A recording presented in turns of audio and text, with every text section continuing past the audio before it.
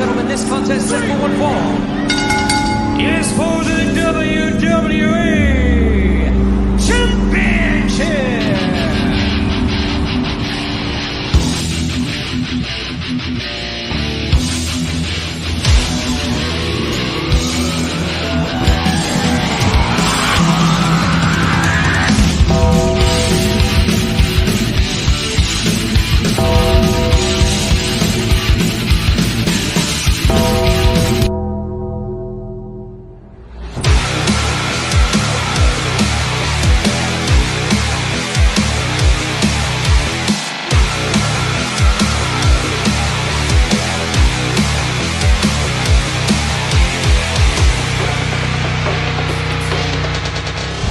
Life moves pretty fast.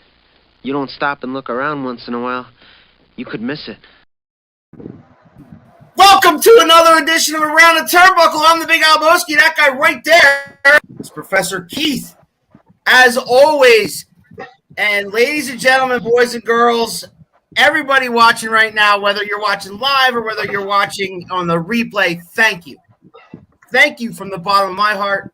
Thank you from the bottom of Professor Keith's heart for sticking with us for 2 years. Professor, before we talk to our guest, who is right there below us, and he is the 3WA World Champion, Tyler Symz. Professor Keith, I want your thoughts before we talk to Tyler Symz.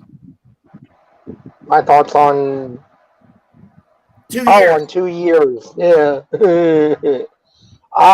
Boy, what a ride. You know, we always say this show kind of started a certain way, and then it took a bit of a left turn, and we went with it. And I'm just so happy that everybody stuck with us, all the fans, all the wrestlers. Thank you to Tyler for giving us some of his time today. What a great experience. You know, it means the world to me when people come up to me or they send me messages or whatever, and they're like, man, I had a really good time on the show, or I wasn't having a great day that day, and I listened to you guys, and for that hour, everything seemed to be better. I mean, that's what it's all about. Couldn't have said it better, my friend. Ladies and gentlemen, our guest, our first guest on our 2-year anniversary show is, as I said before, still the 3WA heavyweight champion, Top Shelf Tyler Symz. What's up, my man? How you guys doing? Congratulations. 2 years, man. That's pretty good. Yeah, thank you. I appreciate it. 2 years and over 100 episodes. We've interviewed over 100 wrestlers, everyone from somebody new in the business, such as like your Flash Carters, to Hall of Famer Stevie Ray. So I mean, it's been an absolute thrill ride for us, and we love having you on here today, man. Let's get right down to it. Once upon a time, Top Shelf Tyler Symz, he wasn't a wrestler. He was a fan like us. So, oh yeah. So when did you fall in love with professional wrestling? Because you would not be doing it as long as you have if you didn't love it. We've seen you wrestle many times live, Keith and I, and we've enjoyed every time. And we've seen old matches. You've sent me some old matches of yours from back in the day. So when did you fall in love with this business? When you were a kid? I mean, when did that happen for you? Oh yeah, I was probably real young, real kid. Me and you guys already know, me and Mike Mars have been longtime friends. We became friends when we were in the 4th grade, 9 years old. So we used to watch wrestling. His dad, my dad, used to take us to the Spectrum in Madison Square Garden and let us go to the shows. They just like drop us off, and we would go in, watch the shows, sneak up, get as close as we can. We were doing that forever. So, I mean, we've been loving wrestling since we were kids. We always knew we wanted to do it. Back then, I went to high school, graduated, and then about 1996, 95, I started training at Iron Mike Sharp's. And I had my first match in September of 96. And I've been doing it ever since. September of 96, Keith. Where were you, Professor, in 96? I would have been just September. I think I would have just been starting 8th grade. We had the And that's interesting. He gets in '95 when everything's on its ass. He has his first match in '96 when things are just starting to turn around. So that's some timing. That's awesome. Yeah, making me feel old. Sorry. Well, I mean, yeah, I mean, I was. I think Al was graduating high school or something. No, at I that point, if that graduated in helps. '90. I was 2 years out. I was 20 years old in '96. So there you go. Yeah, I was 2 years out of high school. All right. So yeah, talk about that first match that in front of a crowd. Talk about that. Who do you remember? Who your opponent? Do you remember where it was, when it was? Oh yeah, it was actually a funny story. Mike Mars, he was their heavyweight champion of the federation at the time, and I was living with him and his family in his house, and so we went up to the show. I wasn't on the show or booked or anything, so we went up to the show, and promoter told him that his opponent canceled, and they're going to try to figure something out. So a couple minutes later, Mike was talking to me and said, "Do you want to do it?" So I was like, "Yeah, sure." Me and him were training in the ring every day when we were training, so it's not like it's somebody new, or so I knew what he does. So yeah, so he went to the promoter and told him that I was trained for a while, a couple of years, and so he put me on the show. My first match was the main event for the title at a place that was called Blackbeard's Cave in New Jersey. Nice. How many guys can say that? Hey, my first match was a main event for belt. Yeah, that was my first match ever. Wow. And I was so new. Yeah, I got the same thing. That was an Amber Alert. Yeah, so I was so new that Mike had to give me a pair of his tights, and I had to borrow somebody else's boots for the show because I wasn't ready. From what I was told, I wasn't ready to do matches yet, so I wasn't. It was going to be a while to process. At Sharps, they make sure you're trained before they let you do shows. So I wasn't preparing. I didn't have no gear, so everyone was giving me stuff so I can do it. Did you think you were ready at the time? Oh, I thought I was ready from day one. We used to do it in our backyards. We used to run around town, grab old mattresses and throw them in our yards, and we used to wrestle around all the time. So, I mean, we were doing that for years. Me, it was just different because it was in front of a crowd now. All right, so when you started, you didn't call yourself Shelf Tyler Symz, did you? No, I'm trying to think what my name was. I think it was just my normal name, Jeff Grant. Okay. I was curious because I know there's been Keith and I, every time we interview somebody, that sometimes there's an evolution to who you are now, or maybe you're that guy from Jump Street, or maybe we're talking to somebody who was doing this for 6 months, not as long as you have. So yeah, no, I went from just plain old Jeff Grant. Then I started. I added. I was a heartbreaker, and then I added the Tyler Symz to that because one day we were training at somewhere in Philly. I was training, and this guy wanted to start running new shows, and he was like, "All right, well, we got to think of a name for you, like something good." And I always liked the name Tyler. So then he went on his computer, and we're trying to find all these names to just put that would work with Tyler, and somehow the Symz came up, but I spelled it different. It was SIM, whatever it is there. So I added my little twist to it. But yeah, so we were just messing around one night after training and just trying to figure out the name. So I've probably been Tyler Symz since early 2000. So we're talking over 20 years. Yeah. Yeah. All right, Keith, you want to jump in here? So how important was that, and really has that been for your career, having somebody like Mike that you have either a built-in tag partner or you have a built-in opponent? Because I've always heard about that with some of the guys like CM Punk. When he started out, he said, one way I could always get myself booked is I always had Colt Cabana where I could always say, like, well, hey, in a pinch, we have this feud and we have this match we've worked out and we can do that for you. And it was always like a good foot in the door for him, you said. Well, yeah. Mike was a real good foot in the door. He was pretty well known all through there before I came because he started training right fresh out of high school. So he was already doing shows for like a year and a half, 2 years before I got there.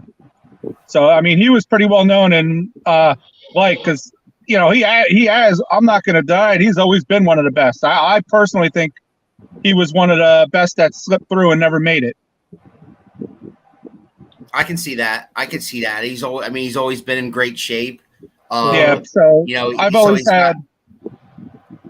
So I've always had his friendship then, and we would go to shows, and he would get me booked on a lot. And then once I got to work for someone once, they usually brought me back. But getting my foot in the door, Mike had a lot to do with that. Yeah, yes, I mean, you're very talented yourself. Like I always say, one of the things about you is you're one of those guys that you're a little bigger, but you're deceptively quick. Like if people would look at you and be like, I know what's coming, and then you start working, it's like, whoa, okay, this guy is not what I thought he was going to be at all.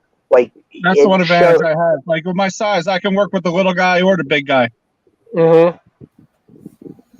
Talk about the evolution. Talk about the evolution of you. Like who were some of your influences? Because a lot of guys usually, watch a lot of film or watch a lot of tape of old stuff, and they kind of derive like their character and their moveset, so to speak, from different wrestlers. Who was that for you? Well, Jericho was always my number one favorite. He's always been my favorite. Will always be. But influence is like I've never really tried to pattern myself after anybody. I just try to do whatever I think fits and works for the moment. I've changed a lot of my style over the course of the years because of how the wrestling has changed. Talk about that. How do you feel about that? How do you feel how wrestling has changed from when you started to now? Some good, some bad. I mean, to me, I like surprises. Now you don't have that anymore, basically because of the internet and everything. Right. I loved one of my favorite things was I wasn't always a Brock Lesnar fan and all that, but that was one of the best surprises ever. Was when Lesnar beat The Undertaker. Right. We were doing a WrestleMania party watching at that time, and as soon as he won, no one in the room said a word for 5 minutes. We're just sitting there did that really happen? We're waiting as wrestlers. We're waiting for a twist or something because we're no way that just happened. And a couple people got so mad they left. I'm wow, but that there's none of that anymore in wrestling that much. I missed that. The realism. I still go and watch some of the 80s stuff. When I was preparing for my match Saturday with Mike, I was watching a lot of old cage matches. Von Erichs versus Flair, Tully and Arn, Dusty. I was watching all those because nowadays you try to go above and beyond and try who can do the biggest jump and all that. But the way to get the crowd to actually invest is actually to make them believe and try to follow the story of what's going on. Absolutely. Yeah, I agree with that 1,000%. And it's good to hear that you still, even to this day, because you've been doing it long enough where you might, but you still go back. Like you said, that was a recent match you just had, and you still went back and looked at old cage matches because you had a cage match coming up. So you wanted to give us the best show you could possibly give, which I admire. Yeah, try to do something that people haven't seen in a long time.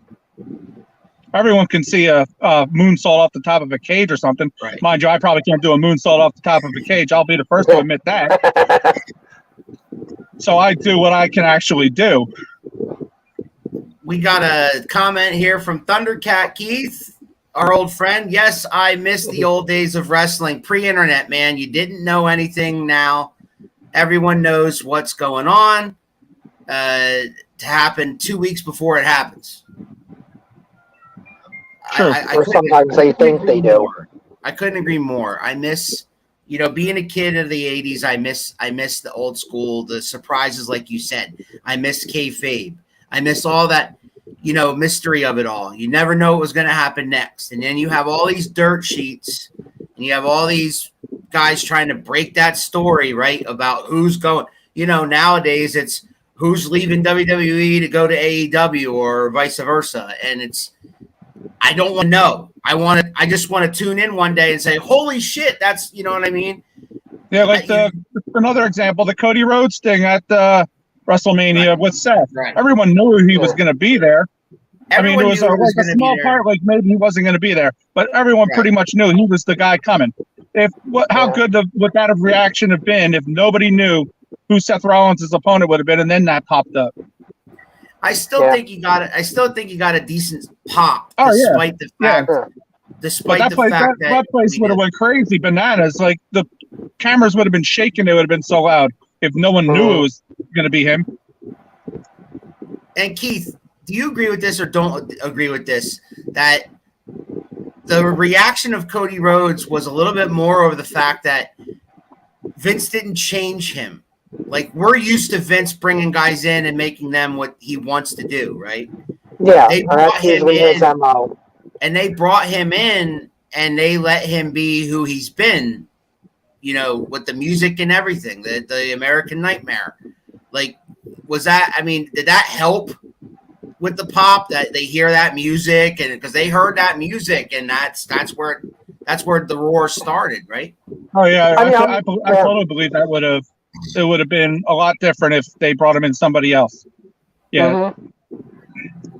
And I think it's a little silly. I don't know if you would agree with that, Tyler, to do what they do, where they tend to be like, okay, we want to hire you, but we want to hire you to play this gimmick or this character. And it's like, but wrestling is not really acting. It's not like if you're hiring Tyler Symz, you're hiring Tyler Symz. You're not hiring Tyler Symz to play, the janitor or the truck driver. Like, you have your established gimmick, your established character, who you are. That's what you've developed. That's who you are. That's what you believe in. That's how wrestling works. It's not to come in and be like, okay, now I have to figure out this completely different thing and try to inhabit that. Well, yeah, because I can hit the ground running if I come in as myself, but if I have to go and be somebody else, it's going to take a little bit more getting used to, and what can I do to get the crowd to work this way, or what can I do? And that takes a lot longer, because I've been doing this for 20-something years. I know what I can do, but I don't know what I can do with somebody else. Right. Thundercat says, I'm glad they're letting him keep the way he has been promoting himself, meaning Cody Rhodes. And they should. They're going to make more money with that long term. I understand the idea of we want to have control and we want to have the intellectual property and all of that, but it's like, man, but if it's working, if somebody's done the investment to make that work and to get to the level that you're interested in them and you want them, why don't you want that guy? Like, sometimes you can't, there's the old Mark Marrow story of Mark Marrow got signed because Vince wanted Johnny B. Bad, and then it turned out, well, you can't have Johnny B. Bad. You can have Mark Marrow. You can't have Johnny B. Bad because WCW owns Johnny B. Bad. But that's the one exception to the rule.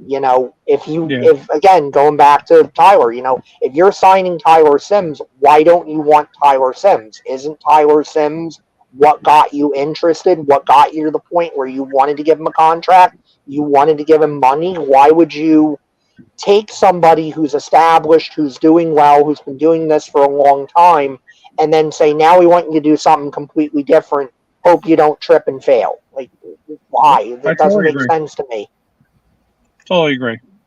All right, man. So you get off and running, things start happening for you. Like, talk about some of the places that you wrestled, and talk about some of the guys that you wrestled early on in the early 2000s. Early 2000s, let's see, I was doing a lot of tag, because what happened was there was a federation. I know everyone's heard of the NWA. Yeah. Well, back then there was NWAs everywhere. We had up in a fresh new company, NWA New York, and it was running up in, I would say, Long Island. And one of their first things they wanted to do was to set up a tag tournament for their tag champions. And it was supposedly a lottery where they had to draw paper, and that was going to be your partner. Well, in that federation, when it first started, before they did the tag tournament, me and Mike were in another feud. It seems like we're always fighting, but we were fighting through there. We had their first strap match, and we had a bunch of good matches there. And at the end of our feud, they were like, "Here, this is what we want to do. We're going to have this tag tournament.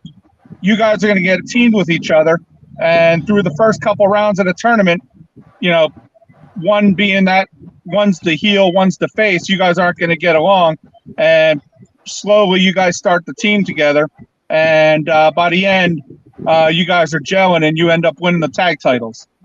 So we did that. We've wrestled. There was a couple people in that tournament. The Soul Brothers. You ever heard of the Soul Brothers? Yeah. Yeah. Yeah, they were in there. There was a guy, Chris Michaels, Lord Zeeg. There was a bunch of good names that worked for that company that were in that tournament. So we ended up doing that. We were their tag champs for probably almost 2 years. We defended the titles against the Pit Bulls. Yeah. Steve Carino and Simon Diamond. Right. They were the NWA New Jersey tag champs. They came up and we did 2 out of 3 falls match for title versus title, and it ended up being a draw for the hour. The funny part about that was we had a weekly television show up in New York that they would show NWA New York at 7 o'clock on Mondays, right before Raw, and we took up their whole hour show, just our match. Awesome. But yeah, so we had at one point, me and Mike were number 3 in the rankings of all NWA tag teams. They had a thing called the Dominant Dozen, which they ranked their 12 top tag teams throughout all the NWAs throughout the world. And me and Mike were number 3 for like 6 months. So I mean, we had a good run as tag. We were tag champ. We were CZW tag champs at the time. NWA to New York. We had like 3 or 4 belts at one time at just traveling everywhere. So you guys wrestled a lot of. You threw a lot of names that just now about guys who kind of came up through and ended up, you know, making good money in this business. Did you and Mike have those aspirations in the early going?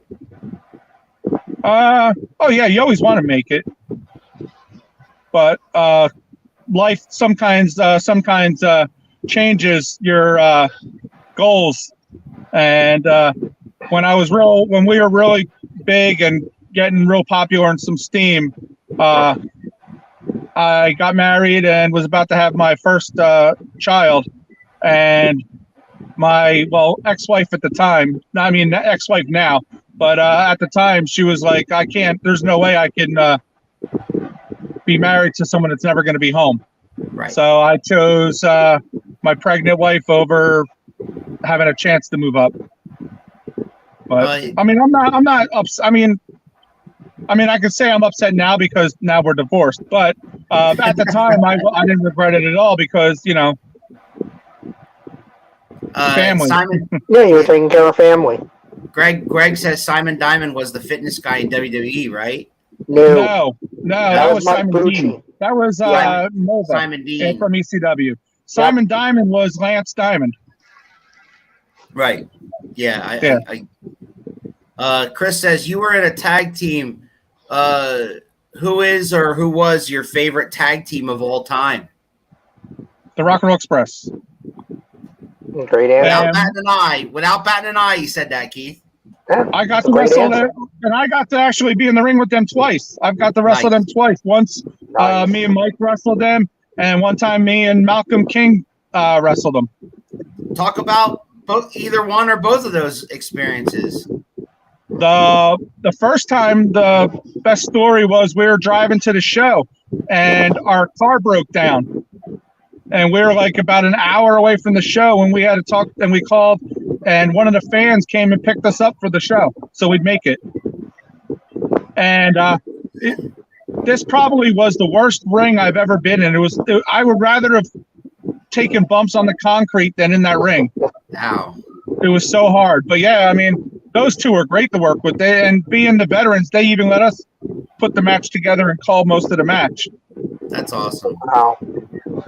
Yeah, But I mean yeah, they're gonna be at the Legends of Hamburg autograph signing event there, Keith, on July the 23rd. They're gonna be part of that. So, if anybody's interested in meeting the Rock and Roll Express, that's where I know they'll be in our area next. Everyone should be interested in meeting them.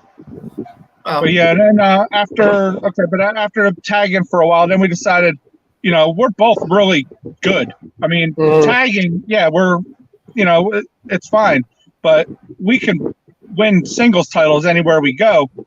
And we just wanted, so we started to branch off on our own and do singles. I've been with Triple WA, well, 3WA now, but I've been with them for over 20 years working with Dino. right. And I've done a lot of matches there. They had Glenn Osborne, Jack Hammer. They've had a lot of big names there. Shatter. I've worked Scott Steiner twice for them. Nice. Yeah, I was the How was that? heavyweight. How was that? I thought he was great.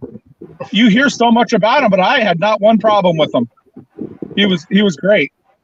I always heard it was kind of like if you got along with him and he liked you, he's no problem. It's if he doesn't like you, that's when it becomes, the Scott Steiner you hear all the stories about. It's only if he doesn't like you that tends to come out. Yeah, the first time was real good. I was the heavyweight champ. He took my title. The second time we wrestled, when we were in the back, my daughter was like 3 years old, and he was walking around carrying her the whole time that they were in the back.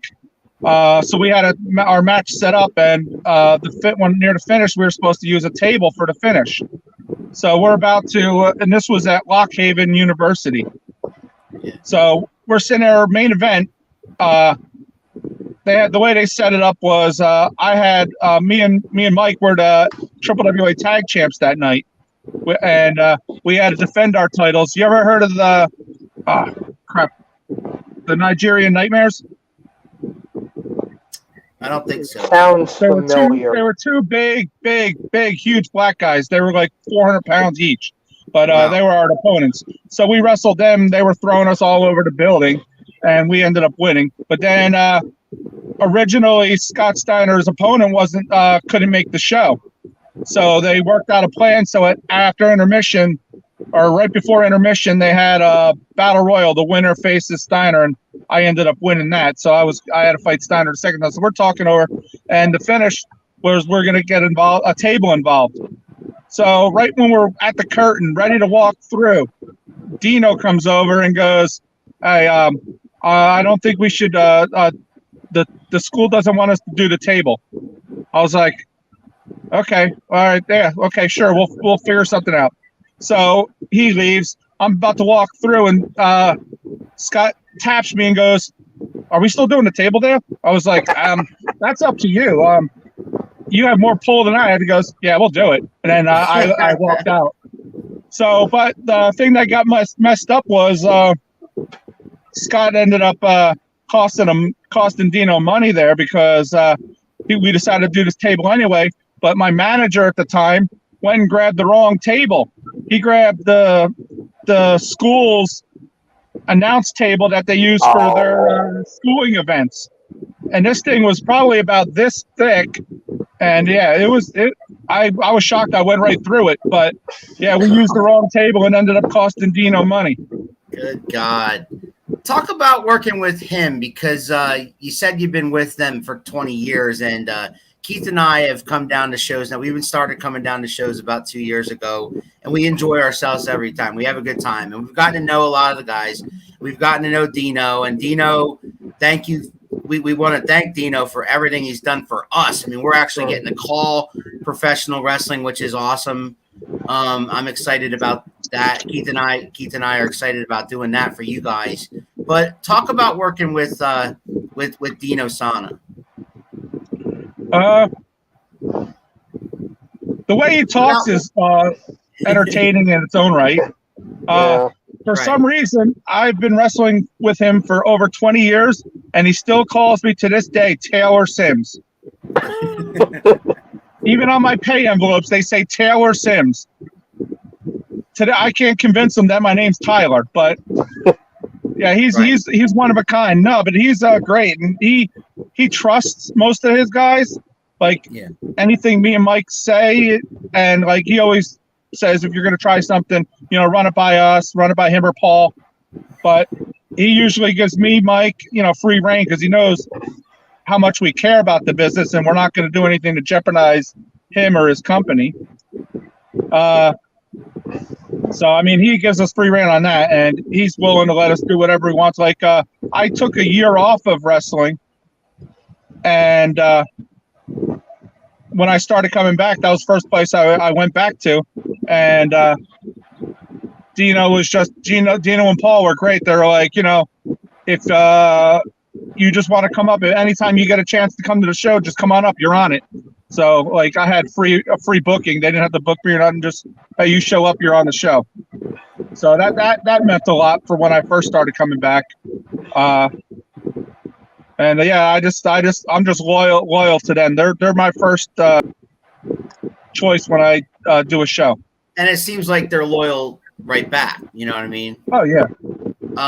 Thundercat Greg says, I can't wait to work there whenever that may be. I know that he's been talking to him about coming up here. Greg wrestles down south. Greg wrestles in the southern area. He was wrestling mostly in Tennessee, but he's kind of branched out. He's still down there. He's from Alabama, but he wrestles the Carolinas and different places down south.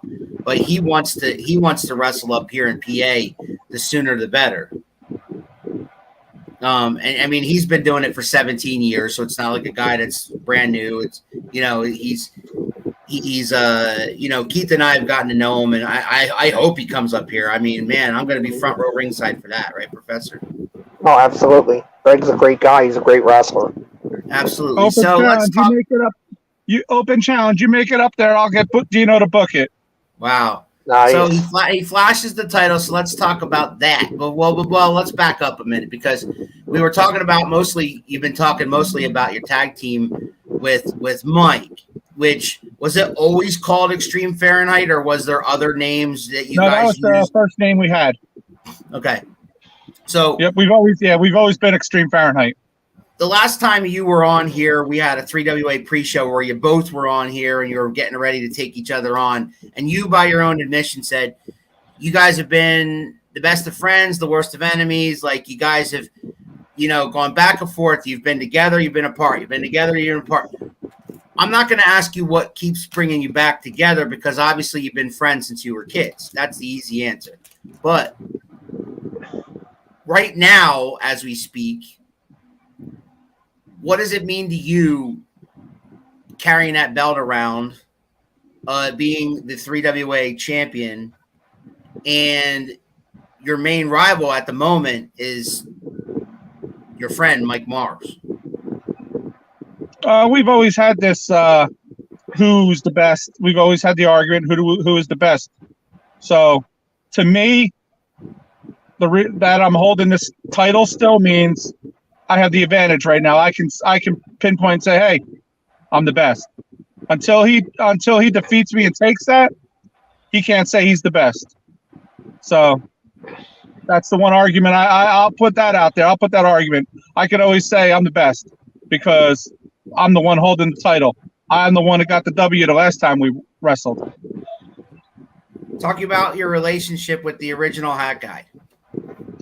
I've always been fond of the Hat Guy. When I saw him on the ECW shows all the time in the front row, he made every show, and I was like, that is like the enthusiasm like that you want.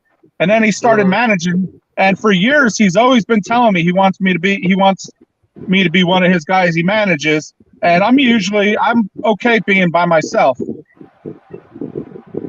But you can't turn down the Hat Guy too often. He's just one of those guys that, he's just infectious. And how his charisma and everything is, he just affects you. And you just want to be part of that. Mm-hmm. Well, And you guys are great together. I think that was it almost seemed like a happy accident at first, but I think you guys have really got something going together. You guys play off each other, you feed off each other very well, and Yeah, it elevates what you're doing with the heel thing. I think it puts that little bit of extra, something on you and on your heat. Not that you're not holding up your end, but it's nice. It's something that really adds to the equation. oh yeah. Yeah, and then you got JTKH. He adds to it. I mean, we have everything in that group. Nobody's pushing us around when Malcolm's in the ring. I mean, No. yeah, he can move anything at will.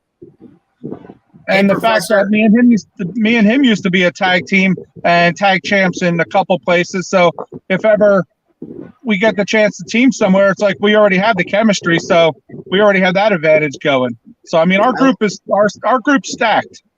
It is. Professor, It really is. Professor, stop slobbering over the original family. I have been on the original family bandwagon forever. I know you're thirsty for that shirt. So thirsty. I don't even care. I'm just giving respect. I love them. If I love them so much, I don't even care if I get the shirt now. I don't care. I will talk to the hat guy. Next show you should get a shirt. The hat guy's already made me the unofficial spokesperson for the original family on Carnage. So I'm here to say that the original family, I nothing made me happier on the last show, the anniversary show, than the hat guy won his match and Tyler Symz retained the world title. By the way, speaking of that last show, James Brickhouse says, can you beat him without help? Sure, I can. There was that controversy. General Kiesel did involve himself and made it pretty clear that the hat guy took some of his tax refund. I can stand here honestly and say I had nothing to do with General Kiesel coming out and doing what he did. You heard from the beginning of his the show. I knew something was in his head and something was bothering him listening to him. And I heard the rumblings month in and month out because there's not many people, being the top person, it takes a lot. And if you're fighting month in, month out to get to the top to be the number one contender, you're going to take offense to someone that hasn't been there in 7 months, all of a sudden coming in and getting thrown right into the title match. If you've been busting your ass for months to try to get that title shot, you're not going to be too happy when someone that hasn't even been there gets thrown in. So, I mean, that was all General Kiesel. I had nothing to do with it, but ultimately it was Michael Mars' fault because he was the one that caused it all by jumping the line and not earning anything. Professor, I don't know about you, but I believe him 1,000%. General Kiesel was out for General Kiesel. General Kiesel wants a shot at the title, and he wants to be in that picture, so he interjected himself. That had nothing to do with the original family. You disagree with that? I absolutely disagree with that. I can believe that Tyler didn't pay him and didn't have anything to do with it, but General Kiesel made it very clear that he was out there because he took a payoff. And who's been bragging about his giant tax refund for the past couple of months when he put the bounty on Slayer? That would be the original hat guy. I think he broke off a little bit, and he found a little bit extra to give to General Kiesel. Oh, I'm sure I heard a little couple things that people were talking at the end of the match. And I'm sure once the video comes out, if the video guy got it, General Kiesel, after he did it, pointed the hat guy and said, "I didn't do this for you," and walked away. But he did. But I did also see him make the gesture of money and acknowledge that there was a payoff involved. We'll have to say. I know there was no payoff. He did it on his own. I have a question. You were definitely, had a hell of a match at that point. So. I'm still feeling the effects. I go for an MRI this week. I might have tore my bicep. Oh wow! Yeah, well, I was going to not. ask you about that because you mentioned to me after the fact, like the day after. You mentioned to me that you were injured during that match. I gave you kudos because I didn't. I mean, from watching, if you're watching the match live, when we were there watching live, I couldn't tell you were hurt. No. Yep. First move of the match, I went to grab him and popped it. I have no idea what I did, but as soon as I went to grab him, I popped my bicep, and I was done. But with my arm, my left arm was pretty much done for the rest of the show. Is there a prognosis? Is there a timeline when you can return? No, I have a show Saturday, but I have an MRI this week to see if I actually did tear it. Wow. Okay.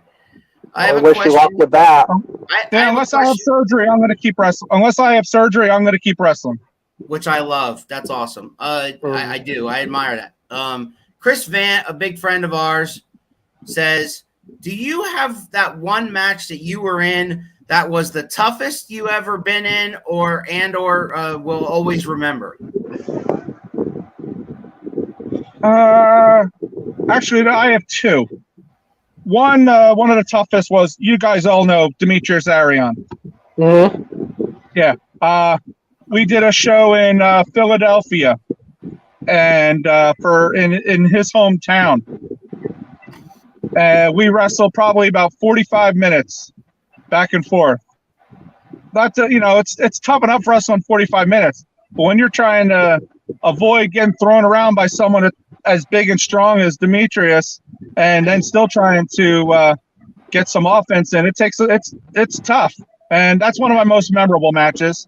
And then a couple years ago, mine and Michael Mars's first cage match, where I hit the cage and nicked an artery in my head, and I was pouring blood for about 25 minutes of the match.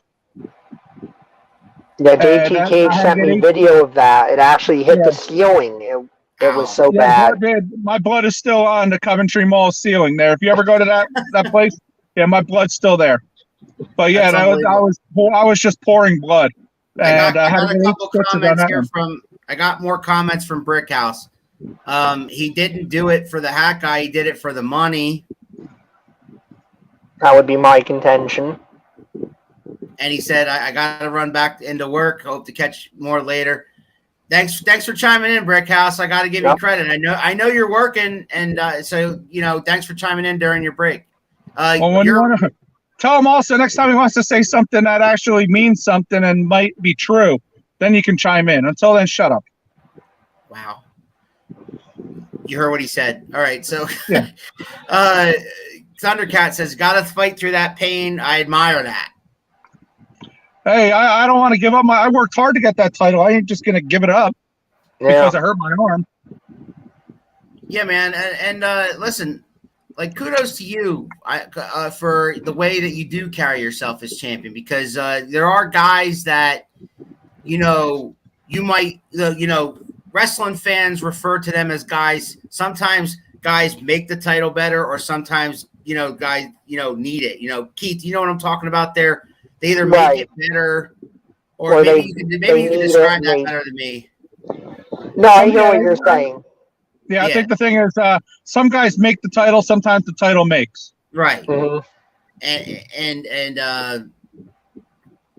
how about I say it at the next show? Well, I don't even know who my opponent is for the next show. Well, I know there's been some social media. Well, I know there's been some social media back and forth between Brickhouse and Mike Mars, maybe some kind of an alliance forming there. Yeah. Well, I think our cage match proved that I'm the better man, and we ended that for a while. So we'll see what happens in the future. But I think as the champion, I think I deserve to give other people shots. So I just wait to hear from Dino to let me know who I'm defending my title against. That's an interesting question that we can end on, because we're getting close to the 45-minute thing. But is there some names right now in 3WA that you think deserve a title shot down the road or soon? Mark Miami was one. He made a good name of that Impact, that title that he just lost. Absolutely. I would argue he made it almost as important, or maybe as important as the heavyweight championship. The 3WA Extreme title.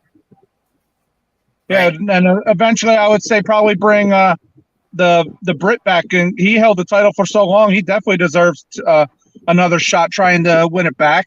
Wyndham James Winthrop III hasn't received a rematch for that title since he lost it, Keith. No, because I took that. Yeah. I took the title before he had a chance to get his rematch. Correct.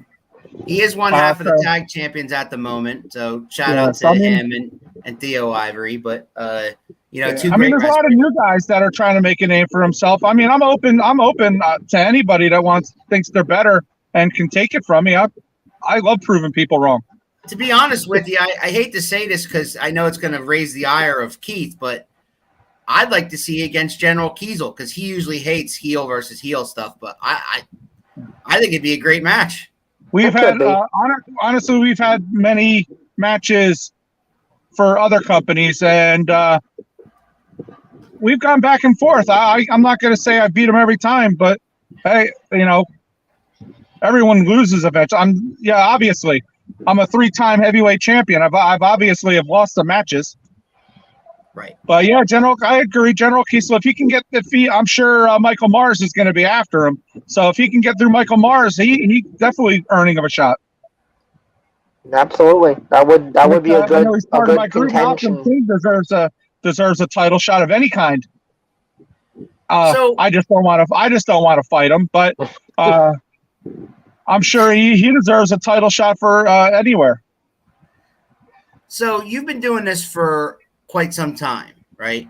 Yes. How do you feel about guys who are doing it way past their prime? Because I'm not saying you are. I'm saying that, like, say, into their 50s and 60s. How do you feel about guys like that? The reason why I'm asking is because I want to ask you, what does the future hold for you? Because down the road, do you see yourself doing this until your body says you can't no more? Or do you see yourself, like, becoming a trainer, or what do you think? I'll always be involved in wrestling. If I can train guys, I would love to. But I've always told my family, my wife, my kids, because they ask, because they said if ever I want to stop, they want to make sure they're at the last match. But I've always told them I'm going to keep doing it until I suck.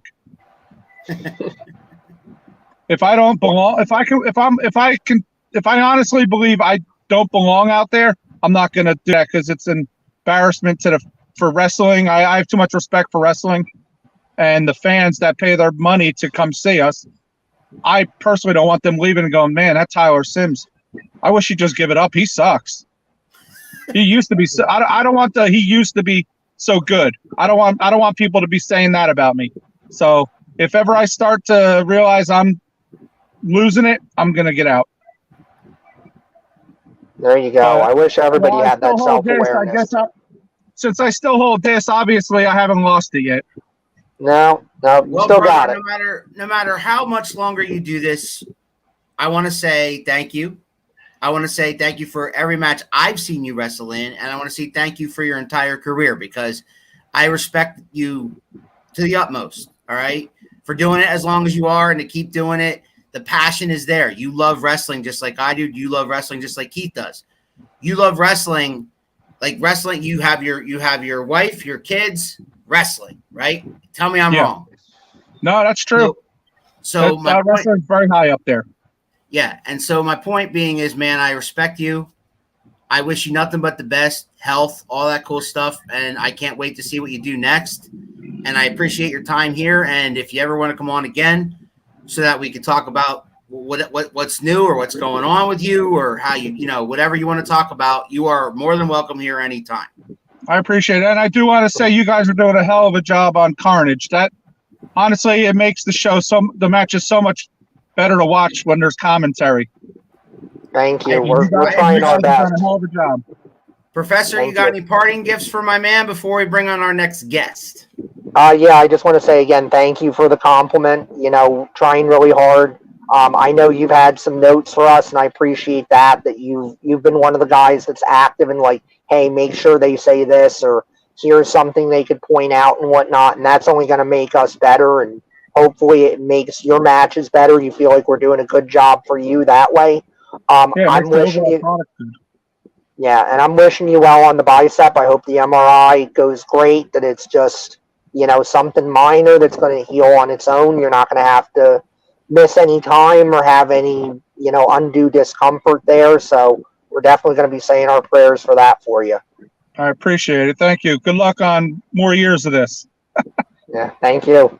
Thanks, brother. Ladies and gentlemen, the 3WA heavyweight champion, Top Shelf Tyler Symz. And we'll be seeing more of him down the road. The next 3WA show is June the 25th. Back in Quakertown, back in the Q Mart. So get your tickets in advance. It's always a good time. Bring the kids. It's a great time. Thank you very much, Tyler Symz. Take care, guys. Thank you. Yeah, you too. There he goes, Keith. Now as we wait for our next guest who will be arriving, I just want to say, Keith, that these 2 years, man, I tell you, if I don't get to say it later, what a ride. And I appreciate you sticking with me this whole time because, man, everything that we've done and everything that we continue to do and the things that are happening to us, I'm so glad to share it with you. Because when I first met you, all we talked about was wrestling a lot. I mean, we always talked about wrestling. We always tried to dive in and try to find out the ins and outs of wrestling. And the thing of the matter is, man, to where we were talking about this for like 2 years, and now we've been doing it for 2 years. So, I mean, Around the Turnbuckle has been on our minds now, if you add that up, for 4 years. So it's really a blessing. I look forward to it each and every Sunday, no matter who we're talking to. I look forward to all the guys that chime in, the Bob Bushmans, the Greg the Mechanic Manual. I mean, Greg Thundercat, Greg Winters. Yeah. I got Greg Manual on the mind because he's coming on soon in a couple weeks. There you go. Now you have an excuse to stalk him. I do. David Motorman. I gotta shout out to him. I gotta shout out Merrick Miami. I gotta shout out JT Funk. JT Funk sent us so many wrestlers over the past couple of years. I lost count. Yep. Mean Mark Mest. I can't say enough about Mean Mark Mest and what he's meant to the show. Bringing in Jeff Christian to us. When we do our specials, that's awesome. JT Cage and the Hack Eye. Our favorite antagonists. Coming in how many times when, last minute when we didn't have a guest, or doing the 3WA pre-shows. I love doing those 3WA pre-shows with Cage and getting his side of things. As we speak right now, Keith, I'm going to let you talk because what I'm trying to do is get our next guest in here. She's having difficulty. So say whatever's on your mind, brother. Yeah, so I mean, like Al said, and I would be remiss if I didn't mention James Brickhouse too, our first guest, hooked us up with JT Cage and everybody at 3WA. And I mean, that's the thing about this show that's so great, is that it's not just me and Al sitting here every week jaw-jacking, because like I told him, I said, man, if I got to talk about WWE or Chris Vant as well, yes, Chris Vant here every week, got to put him over too. I feel bad that I did not say his name already, because now he's making me feel like really, really like shit, because he watches he watches every Around the Turnbuckle. He's now part of Home Team Sports. I mean, he's my brother, huge support. I mean, big shout out to Chris Vant who's on it. If we're sitting here talking to a wrestler and nobody chimes in, Chris Vant chimes in no matter what. Yep. I mean, that's awesome. Great time with Tyler Symz, guys. Yes, thanks, Bob. Yeah. Thank you very much for your commentary. And our next guest is coming, guaranteed soon, I hope. But again, guys, thank you so much. And if you haven't already, follow us on Facebook down there on the bottom of your screen. Go to YouTube, 2M1L Media. Subscribe to that channel. You'll get every interview we've done for the past 2 years. And every interview we do, from here on out, we do it each and every Sunday at 6 o'clock, normally 6 o'clock. But we had 3 guests on tonight for our 2-year anniversary, and we wanted to fit them all in, so we started early. We started at 5. But once in a while, we have, other shows like earlier today. Keith, I want to mention big shout out to Prince Piranha for trying. Prince Piranha was supposed to be on here at 12 noon. the professor was working and Prince Piranha had technical difficulties. So I'm here to announce, Professor, that Prince Piranha will be on tomorrow at 6 p.m. right here. So we're gonna do it again. We're gonna try it again and get that interview in because he was really excited to do it. I did get to talk to him pre-show before his Wi-Fi issues came up, and so I don't know what else to do to try to help our next guest come on here, but she still seems to be having some difficulty. It's one of those Apple things. So if you're watching this, if you're watching us live as we speak right now, if you have an Apple device, make sure you hit the 3 dots up in the corner and open it up in whatever web browser that, whether it's Safari or whatever on your Apple device, because a lot of times people have difficulties with StreamYard concerning Apple devices. It happens to TJ all the time on Spittin' with Spitter. In fact, he had to cancel a whole Spittin' with Spitter because of that. So, I mean, if you're using an Android or a laptop, you're good. But if you're using an Apple device, you got to make sure to hit those 3 dots up in the corner and open it up in Safari. So I hope we have her on soon. And make no mistakes about it. Apple crap. Right. Make no mistakes about it. Anybody who has seen the promo on Facebook knows that our next guest is the brand new 3WA Women's Champion, Autumn Breeze. And so we cannot wait to talk to Autumn and see how she feels right now, fresh off that championship win, and where she's been in the business and where she's going in the business, just like we did to Mr. Tyler Symz there. And speaking of Autumn Breeze, ladies and gentlemen, the 3WA Women's Champion, Autumn Breeze. Hi, Autumn. I set up my camera. There we go. Hi, how are you? Oh, we are excellent. How are you? Can you hear me? Yeah. We can hear you. Can you hear us? Okay. I can hear you fine. Okay, awesome. So we just were talking for the past almost hour or so with the 3WA heavyweight champion, Tyler Symz. We talked about his entire career. So let's talk about yours. All right. How did you get started in wrestling? I actually just watched that. Oh, cool. So how did you get started in wrestling? A friend of mine was asking me to go to some shows, and it took her 6 months to convince me to go, but I ended up going to a Triple WA show nonetheless. And that's the first time I met Dino. This was 2001. And I met Dino, and he asked me if I was interested in working, and it just took off from there. So Triple WA is actually where I got my start 21 years ago. So 21 years ago, you got in, you started wrestling. I mean, did you seek out training? Did you find, who trained you when you first got started?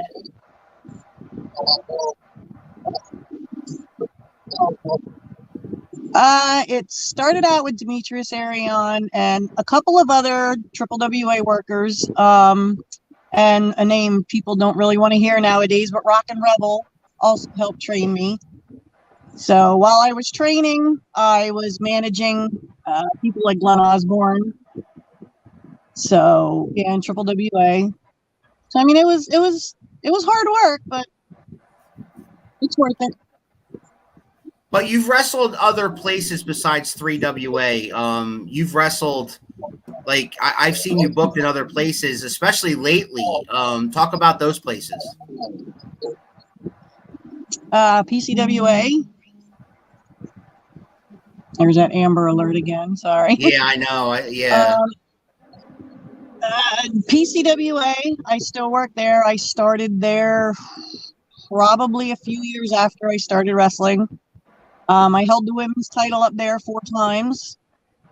HWT down in Jersey, their fed just started a little over a year ago, and I've been working there ever since. Goodness gracious.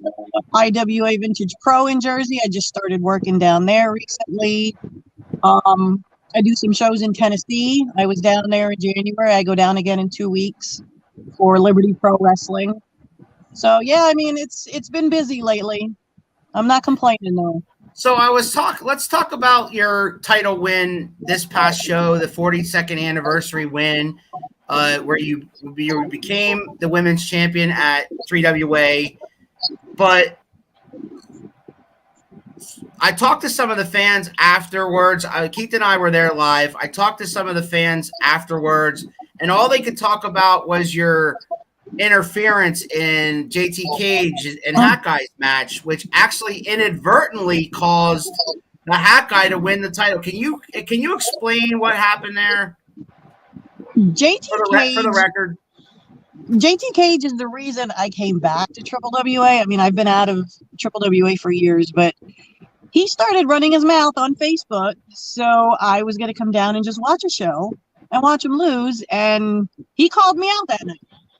So I came out, and ever since then, he's just been interfering. I mean, as the fans know, he came out when I won my title and started running his mouth. So I wasn't going to let him win the cage match. I don't like Hat Guy either, but better him than JT Cage winning. Well, you see, I have a theory, and Keith disagrees with me, so it's not Keith's Yeah, it's based on nothing. It's not Keith's theory, it's mine. That even though you meant to cost them the match, you actually helped them win. And then for some reason you were in on it. And that secretly you want to be in the original family.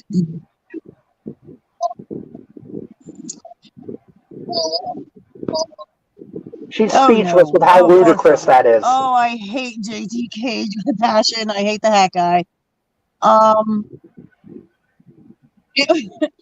It was an accident. Trust me, I really didn't mean to hit Slayer. I wish I would have hit JT Cage, but you know, he moved. He was smart. He moved.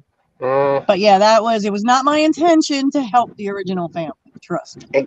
Exactly. That's what I told him. He just thinks because he's so desperate to be in the original family, everybody else must be too. No, it's just a theory. But I have a surprise for Autumn Breeze, and I have a surprise for the professor.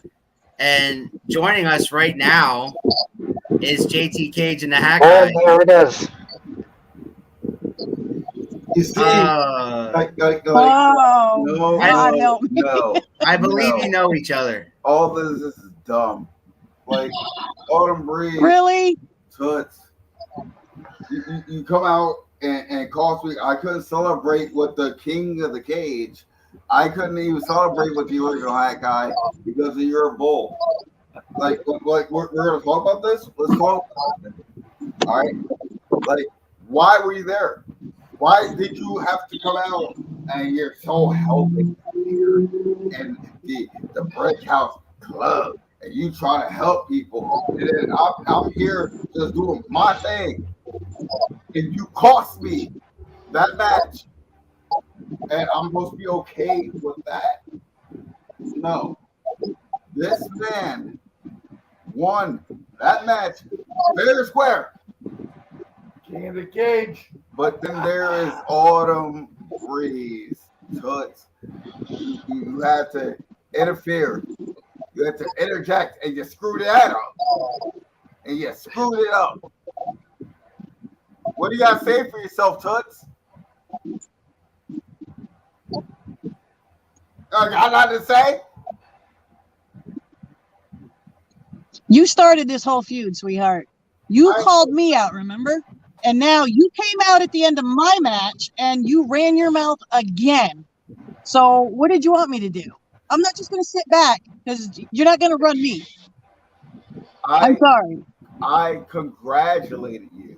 I said you won the ladies championship of the kitchen. I congratulated you. There was no reason for you to be out there. None whatsoever. I congratulated you. Hat and I congratulated. We said, hey, congratulations, you won the kitchen title. Because your title don't mean nothing on my 1 year reign of the 3WA Hardcore Championship. It doesn't mean a I've goddamn held thing titles to me. longer than you've been wrestling, sweetheart. And who's to say she won't have the title she has right now at the 43rd anniversary show? It's possible. Pat, Hey, honey, let me tell you something. I know you're weak. I am not your honey. Well, whatever you want to call yourself. I know your weaknesses. I've managed you before years ago. I know your weaknesses, baby. And let me tell you something. There's going to be somewhere along the line, there's going to be a woman that's going to defeat you for that title.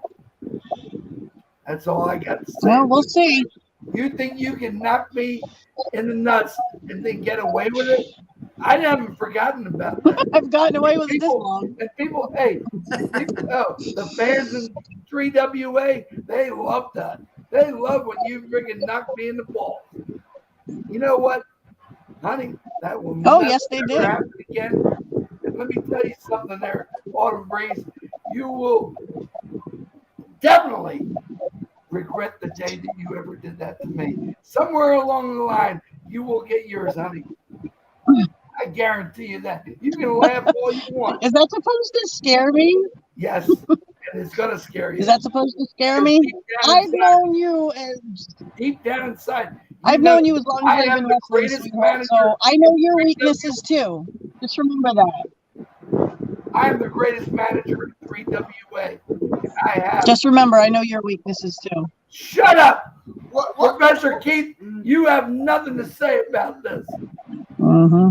Big Al Boski, I've heard Greatest manager in 3WA. Professor Keith, you're nothing to me. Well, here, I don't like any of them. I don't like any of the above. I don't care about Professor Keith. I don't care, goddamn, about Ben Alboski. What I care about is me and the original family and this guy right here. Autumn. Shut up.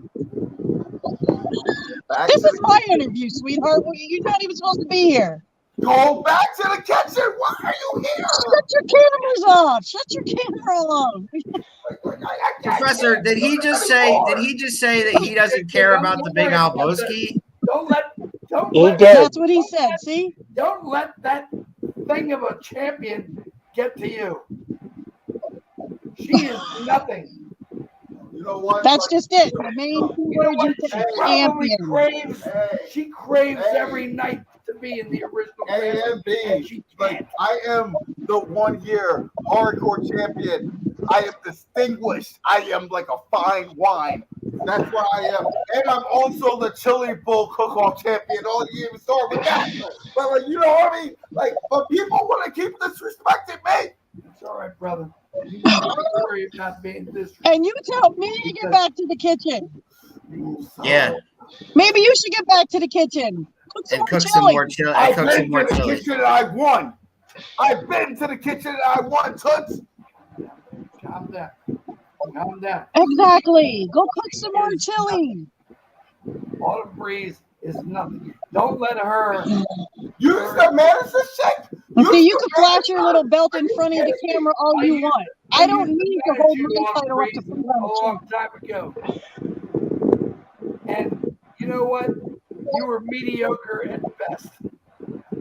Yeah, but who kicked you to the curb, sweetheart? I kicked you to the curb. You kicked him to the curb? Mm-hmm. That was your thing. I kicked you to the curb. You kicked him to the curb. Okay. And now look, now you're managing JTK. The greatest manager on this side of pond, and you kicked him to the curb? Really? Tell the truth, honey. Wow. Tell the truth. Well, I did tell the truth. And JTK, I don't need a manager for me to get a title around my waist. What you need to do is get a spatula and get back to the kitchen. Yeah. I am so sick of this. I like. Well, then shut your camera off. You got Nobody told you to intrude on my interview anyway. I'm going to try to give you props. on their 2-year anniversary of Around the Goddamn Turnbuckle. But I'm going to give you your props. You got skills, hon. You got skills. Don't put yourself. You're damn right I do. Shut up. I've held enough titles to prove that. Don't put yourself in a predicament that you can't handle. Because I am the 1-year hardcore champion, Toots. And you can laugh while you're right. Yeah, you're laughing, right? You think it's funny. But I'm the one. Yeah, because that first night you called me out, I was the one who got the butt kicked. That's you, not me. On Both behalf, of you were getting that night when you called me. On behalf of Around the Turnbuckle, I would like to. It doesn't mean I can't weigh out a guy. On behalf of Around the Turnbuckle, I'd like to congratulate JT Cage for 1 year as the hardcore champion. That's a great thing. NWA hardcore champion, ruiner of it all. The ruiner of it all. The ruiner of it all. And I appreciate. Hardcore champion. I can't help it. And I appreciate. Yeah. And I appreciate you guys stopping by on our 2-year anniversary. I appreciate your time. Thank you. Bye. Company, Shut it off. Shut it off. And there they go. Oh my goodness. You just can't take them anywhere. No, you can't. The views and opinions expressed by the Hat Guy and JT Cage do not represent us, by the way. We have respect for women on this show. Okay. I apologize, Autumn Breeze. I didn't think that'd get as volatile as it is, but obviously you guys came to the virtual room. It's okay. He'll get his. All right, so let's talk more about you. Name some of your best matches, your best opponents, like people who you really had some good work in the ring, some good chemistry in the ring with over the years. Sienna Duvall, who used to be Simply Divine. Mm-hmm. I probably had my best matches with her. Rebecca Payne, done some really good matches with her. Me and her have battled up and down the East Coast. Queen of Hardcore, huh? Yes. Nyla Rose, love her to death. Had some good matches with her. There's a girl named Lana Lennox. I've only worked her twice, but I think I've had the best chemistry in the ring with her. So I would love to work her again. Francesca from Triple WA. The first triple threat match I did, there was good chemistry there with her. She's getting better and better, I think. She is. I mean, I had a really good match with her, so I wouldn't mind her coming back and, me defending my title against her. I think it'd be a good match. One of my very first matches was Fantasia. Okay. And then I had the opportunity to work her 12 years later again in Triple WA. So interesting. And with Tyler Symz, speaking of Mike Mars, I've known them two as long as I've been wrestling. Another one of my first matches was it was a mixed tag match. It was me and Brian Sexton against Missy Hyatt and Mike Mars, who was then Mr. Motion. Yeah, he was Mr. Motion back then, but right. Yeah, that was a fun match. So yeah, Demetrius Arion, Tyler Symz, and Mike Mars are probably the only three that are left when I first started Triple W. So it's been a while. It seems to me, it seems like you've been all of a sudden since your comeback, like all of a sudden now you're wrestling more. You know what I'm saying? Like where 3WA was your main focus, now you make this comeback and now you're wrestling, like you said, PCWA and these other places. Like I follow you on Facebook. Every time I look, every time I turn, you're booked somewhere else. I mean, has it really kind of all of a sudden come back and exploded in your life right now? Yes, it has. I actually retired for a while. My shoulder was messed up and the doctor told me not to wrestle anymore. So I took like a 3-year hiatus from wrestling. And when I came back, I was only going to work for certain feds, which would have been PCWA and Backbreakers up in Scranton.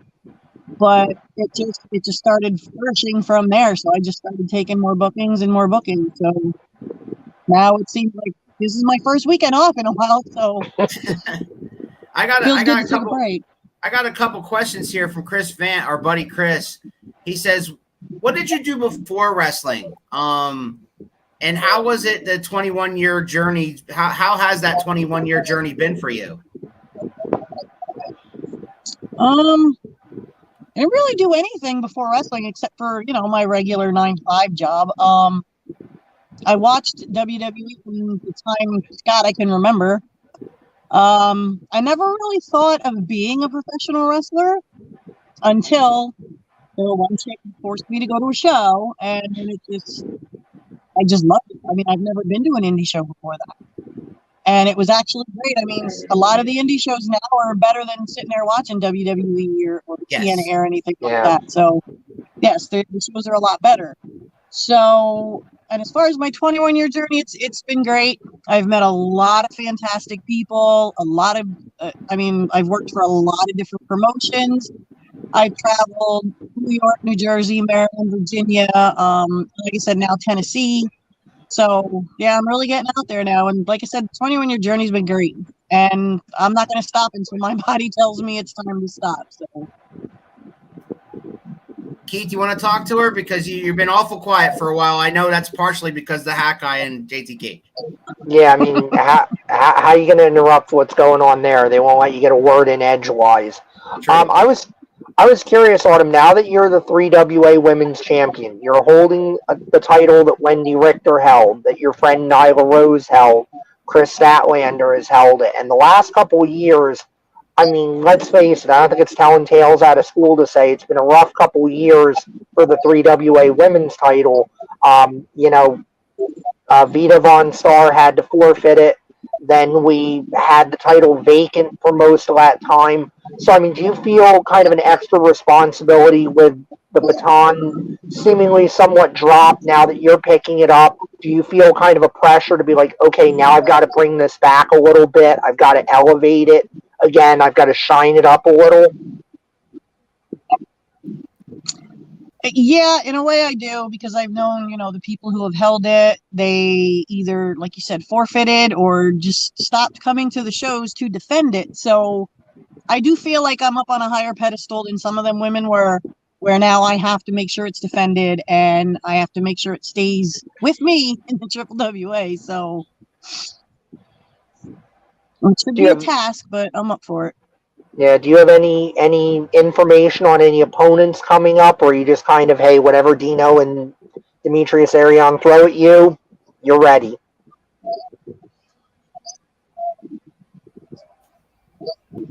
Well, the June show I won't be there now. I know July 30th at the Schuylkill Haven show. I'm pretty sure I'm defending it against Valerie Verman. Okay. I have a feud with her right now up at PCWA. In fact, she cheated to get my title up at PCWA. So now I am defending that, or she's defending it this Sunday up at PCWA against me again, because her or her boyfriend keep cheating to win that title. So she can't lose it. But now all of her people are banned from ringside. So we'll see what happens. But yeah, I mean, I'm looking forward to defending my title against her in Triple WA also. So there you go. Maybe you can walk in with a little extra one that we have and we can't wait for that. I got a comment here. I got a comment here that it's gonna come up around the turnbuckle, but it's actually from JT Cage, and it says, "You cut me off and expect me to smile. I don't give a f. Stay out of my lane, toots. You should have stayed retired. I hate your face." Oh my God. Your response to that? Well, you'll be seeing a lot more of my face, JT. You'll be seeing a lot more of my face. You got the women's title now. You should be on the posters. She'll be on the posters now. Yep. Well, yeah. Despite what the professor has said and the Hack Guy and Cage has said, I want to congratulate you on winning that title, but also your entire career, and that the fact that you're still doing it and you're still doing it well is a tribute to you. I appreciate you for who you are, and I think you're a good representative of that title, despite what I may or may not say about you on Carnage, because that's that's me on Carnage. But and the Mike Bucciaronis of the world and all that, they give me a hard time on social media about you. But the truth of the matter is, I respect you. Oh, thank you. He's just trying not to get kicked in the nuts the next show. For what it's worth, I do not want to be a target of yours if I ever enter a 3WA ring for any reason.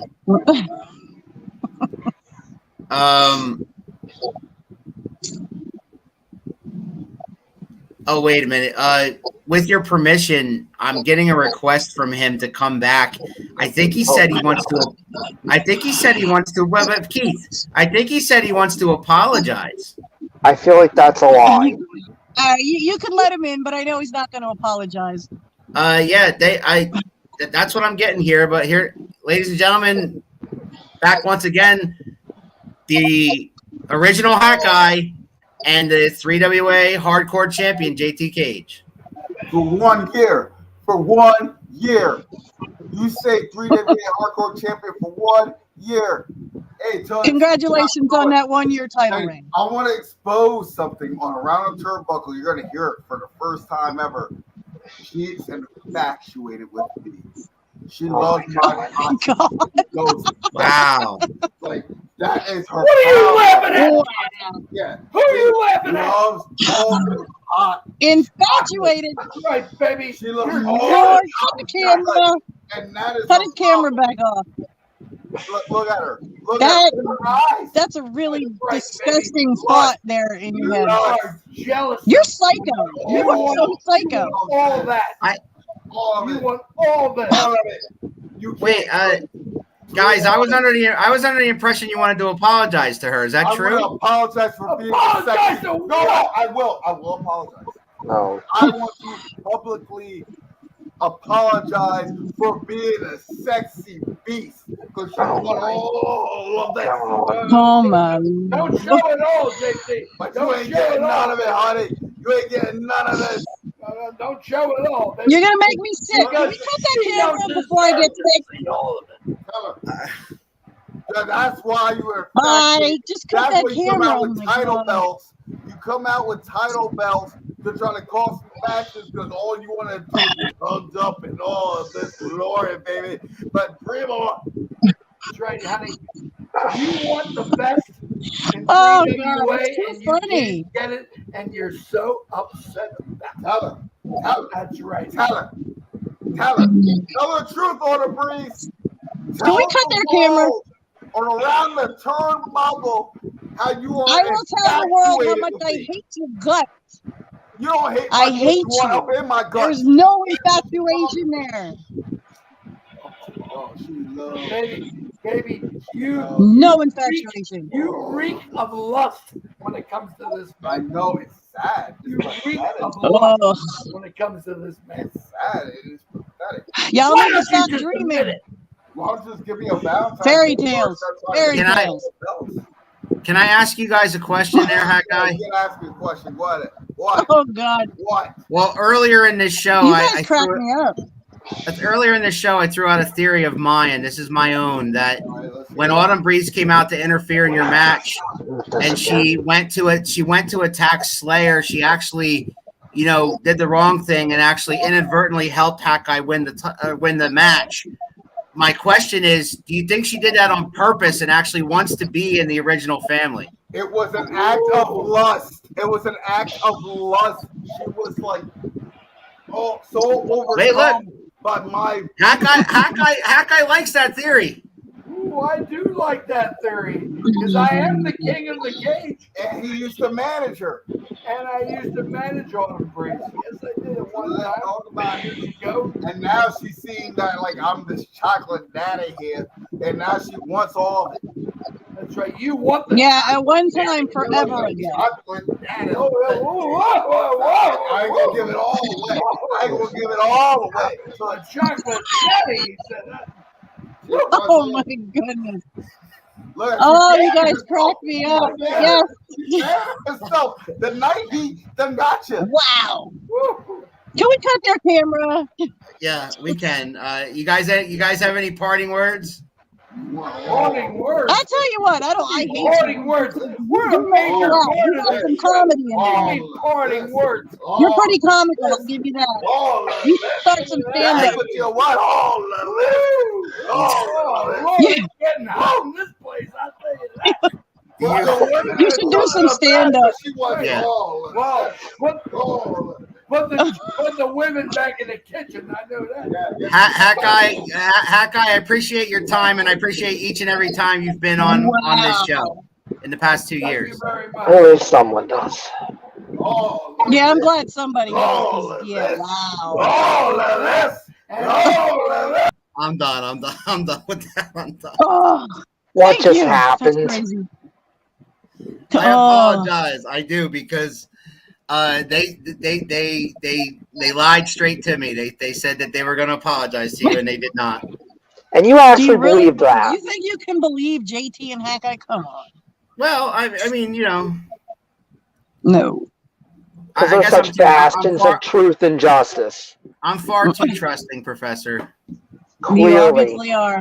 So, Professor, you did your research on the 3WA Women's Championship. You wanted to talk about that, didn't you? Oh, well, I did kind of talk about that a little bit. You know, I mentioned some of the great names that have held it and kind of where Autumn sees herself and kind of sees things, because, as we said, you know, it's been a rough couple of years for the women's championship, you know, and women's wrestling in general sometimes around this area. You know, we've had other female competitors on, and they've said one of the things that's tough is it can be tough to get booked because it's tough to find somebody else to work with. You know, the pool is not as big as it is for the men, and sometimes it winds up where, you know, if you're not willing to do intergender matches, you're not going to get booked. And I mean, I look at it as, if that's what you want to do, that's great, but I'm always concerned with a situation where if something goes wrong, it could be a lot worse injury potentially than it would be if it's two people of the same gender wrestling each other.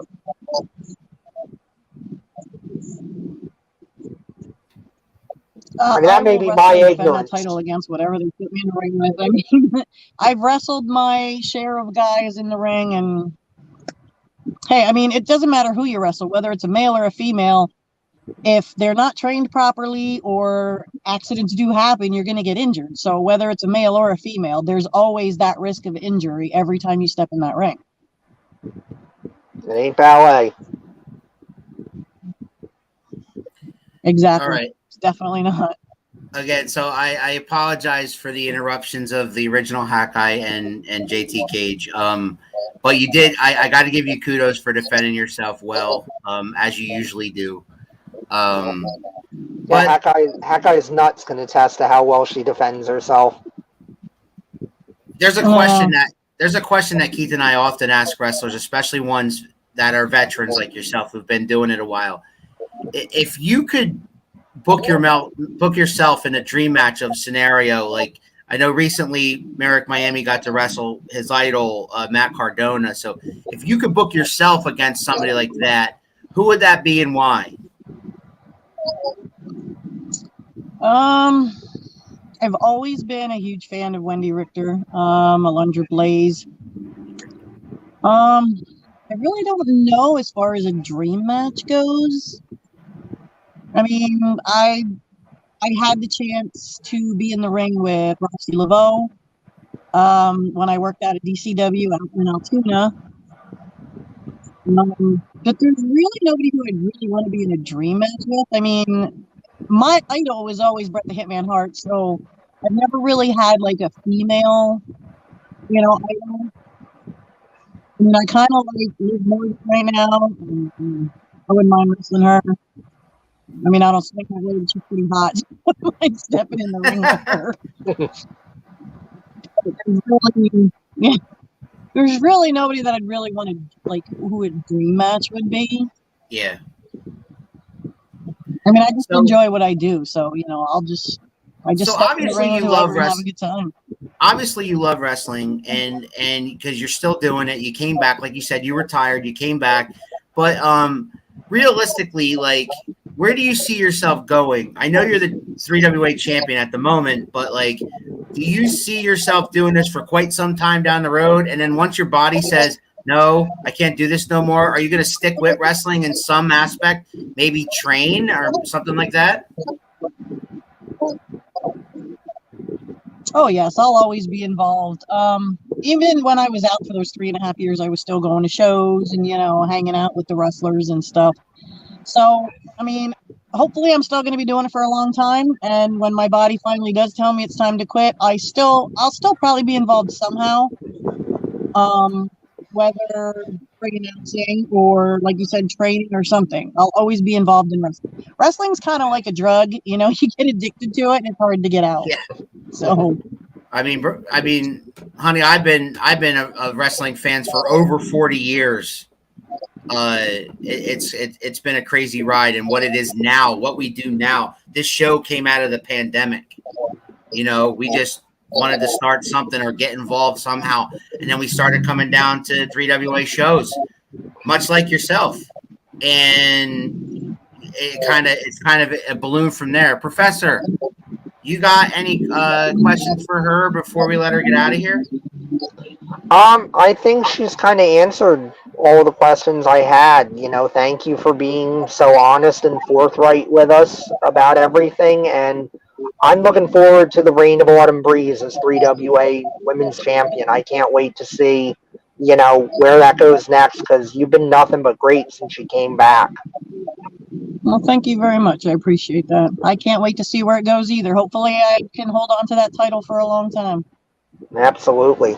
I have no doubt that you will. But, my last question for you, for the record, you do not want to enter the original family.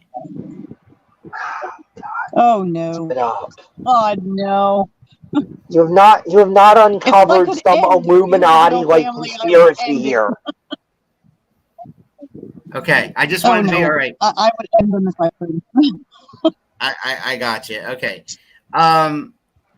One last thing. Is there anything you want to ask us before we let you out of here? And again, thank you for coming on in the first at all. Well, thank you for having me. And I normally don't do these because I'm just not like a camera savvy person. But I mean, I really enjoyed the time on here with you guys, and happy 2-year anniversary. You guys are doing a great job. Thank you. And just hope to see you at a lot of future shows. And if you ever need me back on here, let me know. I actually had a good time, despite Hat Guy and well, yeah, we'll try to keep them off next time. I would like to officially offer you another time where I do not allow them to interrupt your interview this time, and we'll get more in depth into you and how you feel, maybe how you feel about wrestling nowadays as compared to wrestling 20 years ago. We kind of touched into that with Tyler Symz. So we're definitely going to have you on a second time without Cage and Hat Guy, I promise.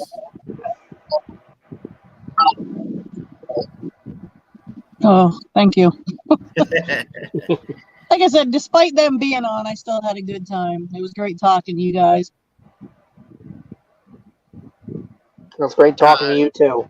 I'm gonna let you go, but before I do, I just want you to know I refuse to put up the comments that JT Cage has been commenting since I cut him, because they basically all say the same thing. All of this. She wants all of this. I feel like there's a little, yeah. I feel like there's a little bit of projection going on there on his part. He says I'm the one obsessed with him, but he's the one jumping in on my interview. He's the one coming out during my matches all the time. He's the one with all the comments during my interviews. So I think if anybody wants anybody, it's flip the other one. Yeah. But there's no chance in hell that'll happen. So. One last comment from Chris Vant. He says, "Love that you seem chill. When JT Cage, the shit talker, came on, he has done nothing compared to what you've done in your career." Well, thank you very much. And he hasn't. Like I said, I was probably wrestling while he was in diapers. Awesome. And I've held more championships in more years than he's been wrestling. So We are looking forward to seeing you at the next time we see you in a 3WA ring. In the meantime, we wish you nothing but health, nothing but the best of whatever you do in this business. And I appreciate you coming on our second anniversary. And we will have you on again, minus the original family. Professor, any parting gifts?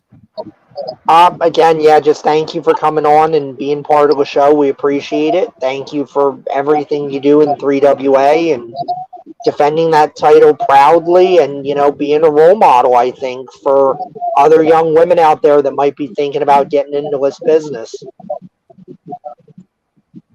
Well, thank you very much.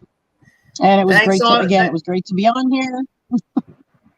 Thank you, Autumn Breeze, the 3WA Women's Champion. You will see her in Quakertown the fourth Saturday of every month. She'll be defending that title. And, it's a great show. Get yourselves to Quakertown and check out Autumn Breeze in action. Thank you, Autumn Breeze. Thank you. There she goes, Keith. Mm-hmm. Now, our next guest, Keith, is main event Mike Mars, who is not scheduled to be here until 7. In the meantime, I thought we could fill some time and talk to an old friend of yours, Keith. Old friend of mine. I don't even want to. We're back. I'm out. No, I'm not doing this. I'm not doing this again. I'm sick of you guys. Like you didn't put my comments up on time so she can hear what I gotta say. She needs to get back to the kitchen. And all the young women inspiring to be a wrestler. Shut up. That was him. That wasn't me. That was him. Professor Keith, you look at me with your beady eyes.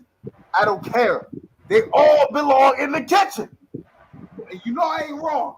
You know I'm wrong. In your heart, Professor Keith, you know I am right. I'm done. It's an interesting theory there. I don't even care.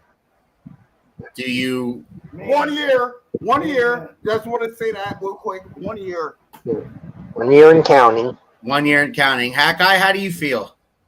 How do I feel? The man said it all. 1 year, 3WA hardcore champion. Manager extraordinaire. Hey, Michael Mars, whenever you come on, baby, I can't wait. I've seen a lot of things that he was printing on social media. Hey, you know what? He had the nerve to say the AEC, were the premier faction in WA. No, they were mediocre at best, and they said that we cheat. That's the difference between the AEC and the original family. They said they cheated better than we. We didn't never cheated. We never ever cheated. You didn't blatantly pay off General Kiesel last show. That's what I'm talking. Yeah. I said we never ever cheated. AEC can be what the hell they wanted to be. They were, like I said before, they were mediocre at best. Michael Mars. All right, let me say something real quick. The Assassins of the Elite Circus is a joke. Okay? The original family is way more superior than they had ever been. We got titles, baby. We got titles. Hardcore champion, world champion. We do what we do. The Assassins Elite Circus is garbage. They can all of them. I don't care. They have the nerve. He had the nerve to say, "Oh, well, I forgot all of." I forgot all about cheating more than they ever. First of all, we never cheated. Oh, and then Michael Mars, we never ever cheated. We took things to our advantage. If the referee does not see this, when the referee doesn't see it, it didn't happen. Well, tell you that, Michael Mars. And not only that, if the rules are there are no rules, then we really cheat. Right. I won that. You said we cheated in those 2 cage matches. I didn't cheat. I won the first cage match fair and square. I was the last man standing.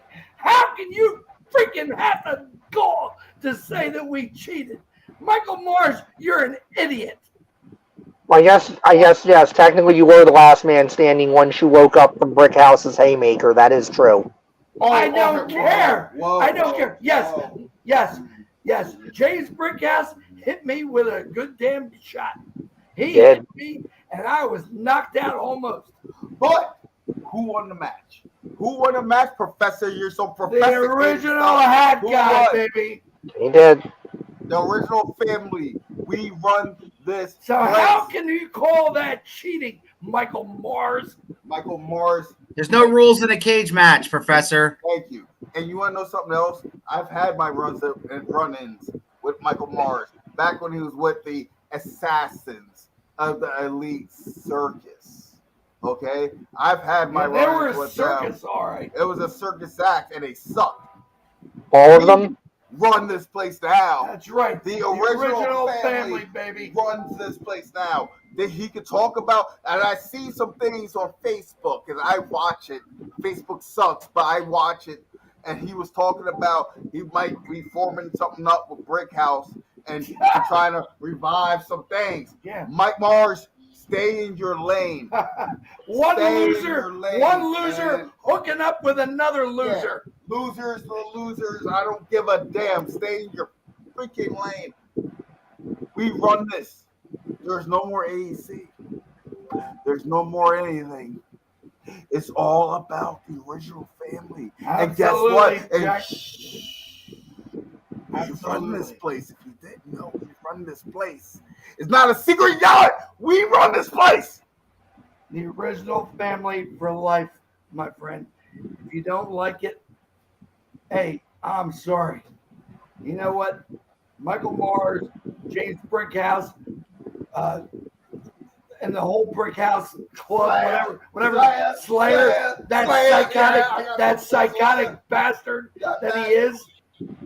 Yo, you know what's the truth? The truth is the original hack guy, the patriarch of the family. And you too, Roadblock. You truth, don't think I forgot your name, get him, you idiot. Get him. And the truth is the original hack guy. The truth is the ruler of it all, the franchise, JC Cage, the 1 year hardcore champion. The truth is Tyler Symz, top shelf. Okay, we talk some top shelf stuff. The world okay? heavyweight The champion. The That kills you, doesn't it, Michael Mars? It kills you that you can't win that title. And the truth is also marvelous. Malcolm King, the best big man on this side of the pod. Absolutely, That's the truth. We want to talk about truth. We are the original family. And there's not a goddamn thing that any of you can do about it. It's funny to me. I'm laughing because it's funny to me that you think you can stop us. Mike Mars, get your ass on this podcast and talk some stuff. I'm trying so hard. Bring him on before 7 o'clock. I hope you do. Bring him on. I issued. That's going to be relevant. He is not due till 7. I issued him. I issued him a welcome to come on here right now. Well, so he is welcome anytime between now. If he's watching, he's welcome. You issue him a welcome. You issue him a get the hell out of here. He got that guy just your manager just welcomed him on here. I got a question from Chris Vant. Where do you rank yourself against other great hardcore champions? I'm the best that ever did it, baby. Cactus Jack ain't got shit on me. Oh, now that is something there. Cactus I Jack. love that. And I'm an ECW alumni, baby. You're right. You're right. I hold the most prestige hardcore title in this business. Hardcore champion, baby. This is the Come for me. Come for me. 1 year. What happened? What happened to I'm sorry. What were their names? It escapes me, but I threw them through a goddamn table. You did. Okay? What happened to whoever else? What happened to Slayer? Slayer's the bad man, right? He wanted to see Slayer's the bad man. The fans just love Slayer so much. I hate the fans. How do you like that? Don, is it disputed that I've been doing this for 1 year? I haven't even had to freaking do a freaking collar and elbow lockup. I haven't had to do that in a year. I just kick people's asses and take names and claim my throne. And Slayer, come for me. Slayer, I'm going to tell you that if you're listening tonight, I'm going to tell you one-on-one, you psychopathic bastard. Tell This man will rule you in that ring. him. You might be one of the most dangerous men around. Yes, yes, you are. But this here is the 3WA hardcore champion, and you will never, ever wear that stuff. You can have the adulations of the fans all you want. It's never, ever going to happen, Slayer, because I still own you. And you know what I mean. I still own you, Slayer. And that is, and you, hey, Brickhouse, if you're listening, I still own you, one of your guys, and that is Slayer. There's some orderly right now dying. They're dying because they know they got to relate this message, Slayer. There's an orderly in that mental institution that is dying inside. And I want that person to feel every bit of fiber in their being, feeling scared, to tell Slayer what I am telling them. Slayer, you're not on my level. Orderly, tell Slayer that I'm saying that you're not on my level. You tell them, and then have the fear of God in you when you have to tell him that, and then you got to feed him through a tube or something, whatever you do to let Slayer know the message I got to send to him. Because I have this. Look at that belt. Something you'll never, ever wear in your life because you're a psychopathic fool. And you will never have this. And you will never break me down. Slayer, I know you don't care about this. You don't care. You don't give a damn.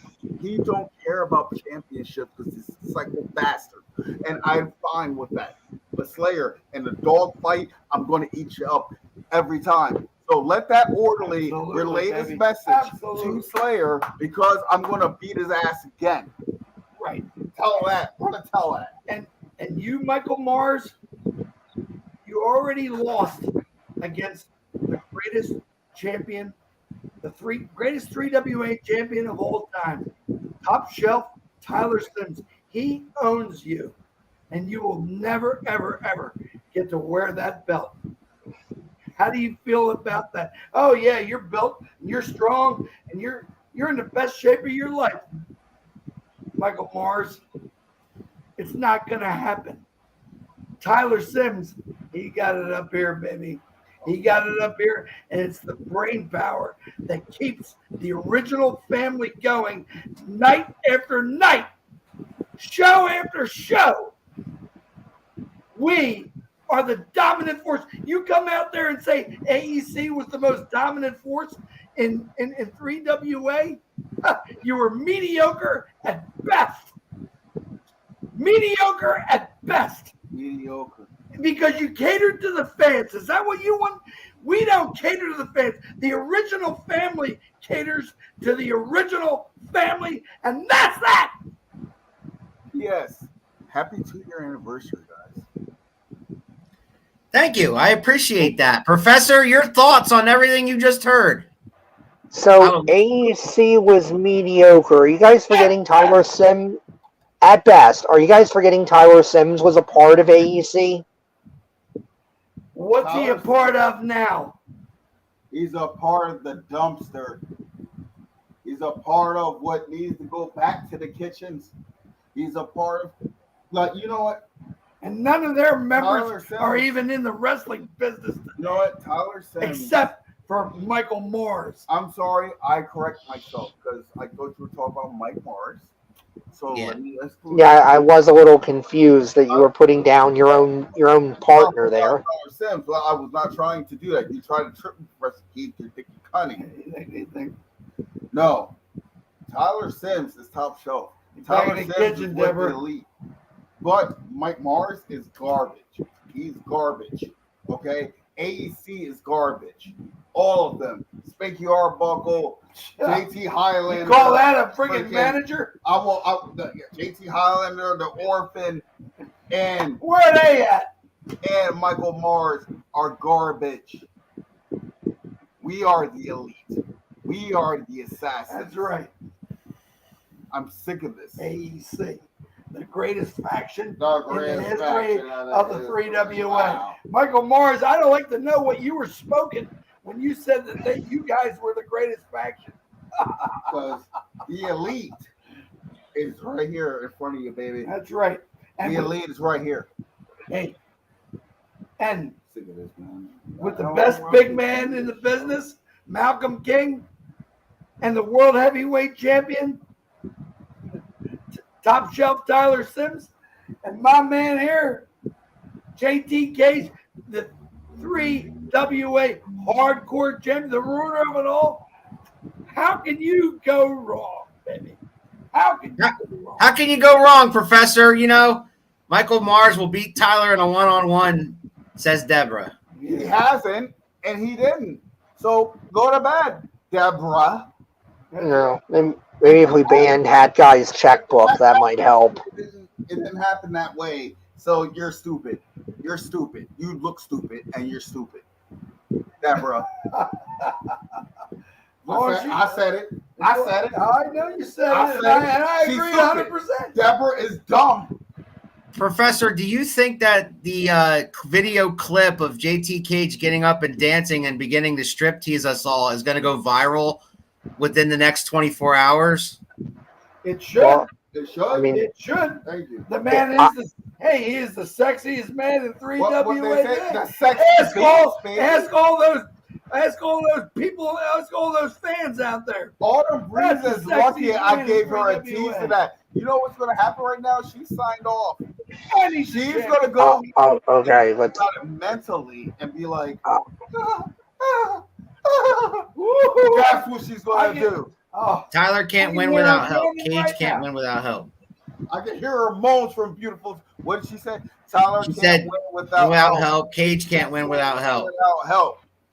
You gonna tell me, explain this to me, Deborah. Why am I a 1-year champion? I won it without help. I retained it without help. that's right, New baby. point. And don't let anybody Suck. ever tell you different, especially the upper brass of 3WA, especially Dino Sana, especially. Yo, she just trying to rile me up so she can get another striptease out of me. Pay for it. Wrong, Toots. You gotta pay for that. I ain't got no OnlyFans to make. You know what? I think I should run 3WA. That would be great.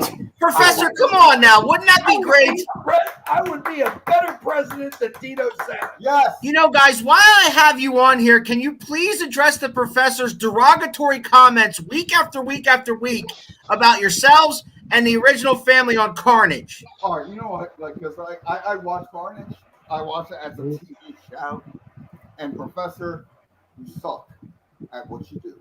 Yes, you do. Okay. Because you never have nothing nice to say about me. You never have nothing nice to say about this man. I believe Matches. I believe that I have put over your athletic abilities. That I have talked highly of your athletic abilities. I've just questioned some of your tactics. We're winners. But I believe in Carnage episode 13 or 12. You have to say that we're despicable. Yeah, and Dina that Jerk you don't guy. like anything. We know all about your cheating abilities, That but we won't go into that. you have some things to say about me that you would dare never say to my face. I believe those things were in reference to some of your conduct towards Autumn Breeze. No, you call the match how it should be called. As far as JT Cage being the winner and the ruiner of it all, Absolutely, and with the my original friend. hat guy, you call that. You don't add any extra. Don't do nothing extra. Just call me. Call The it how best. you see it. The I best. always sing the praises because I know that the hat guy always has a plan, You Professor. will never ever wear a belt like that. Yeah, he'll never have a belt. There's not one that will fit him. You listen to me. You, Professor Keith, I swear to you, call my matches good. You call me the ruler of it all. You call me the franchise of the 3WA, or don't call nothing at all. Hey, Professor Keith, I would advise you to listen to what he says, and don't give us that smirk, 'cause we'll slap it right off your face next time we see you. Bow. This Bow. man knows what he's talking Bow. about. He is the 3WA hardcore champion. How long? How long? Over 1 year. Over 1 year. Over 1 year. Respect me. Respect your elders. You better do that, because I guarantee you won't like the results if you disrespect them. I know where you live, Professor Keith. I know exactly where you live. Are you stalking me on the internet now? Big up, Boski. Just keep flapping your chop. Yes, sir. Big up, Boski. Yes. Educate him. Educate him. Yes. Educate him. Learn him. Well, on Learn Carnage, him. I often Learn say that in every match involving the original Hat Guy, whether it be one of yours or whether it be Tyler Symz or whether it be Malcolm King or whether it be all of you together, I always say, despite what Professor says, Hat Guy's always got a plan. Dude, stop sucking up too, because like that's not cool either. Yeah. You suck it up a lot. How's that sucking up? That's stating facts. I'm stating facts. That's not sucking up. I don't want a damn t-shirt. I'm stating facts. Big Al Boski, you're right. I always have a plan. I don't need you to say it for me. Thank you. But I always have a plan, and we'll just leave it at that. So all these other funny duddies that want to come out, like, oh, Michael Mars, the main one, who wants to try to defeat my man, the champion, Top Shelf? Is it Top Shelf Tyler Symz? Yeah, you know. Is no way. I don't care. You got a damn good looking body, but you don't have what it takes. It's all called brain power. You don't have what it takes to beat Tyler Symz. Speaking of bodies, Nobody has a chance against this man. and speaking of bodies, Nico Gray, Nico Gray, I know you're trying to go for this title. You don't have a chance either. I don't care who it is. You know what I like? That Brickhouse was the first one eliminated. Hey, an autumn breeze. It might not be tomorrow, next week, or whatever, but one of these days I'm going to manage a woman that's going to take your title and beat you for everything you got. Beat her ass. Beat I like her that. ass. It might not be tomorrow. It might not be next. But hold on to your title. You better clean it up every night, because someday you will lose that lady's title, and there's going to be a woman that is representing the original family, the greatest faction in 3WA today. Wait, are you Guaranteed. Are you talking about? Not AEC. That Is that has been. And let me make it clear, that woman is not going to be Brickhouse. Let me make that I clear. never even brought it That up. woman is not going to be Brickhouse. He will never be part of the elite. He will never be part of the greatest faction in WWE history. And I seen him begging on Facebook. I'm glad to hear that. And then the next thing you know, he puts shirts about it. Brickhouse, you suck, and you know it. Yes. You will never be part of the family. Oh my God, no. Lady. No. Lady. No. Be a lady, dude. Bring it on, that guy. Well, you know what? Let me tell you something, Lonnie. One of these days, I'm going to manage. I used to manage your career, but you had to go toward the fans. You had to be like with the fans. You love the fans. You love the adulations of the fans. But you know what? I mean, I'm going to manage a woman. I'm not going to even tell you when. It doesn't care about the fans. She cares about winning. So one of these days, I'm not going to tell you when, I'm going to be out there with somebody that's going to take your title on me. Autumn Breeze, your title is going to be short-lived. I guarantee you that.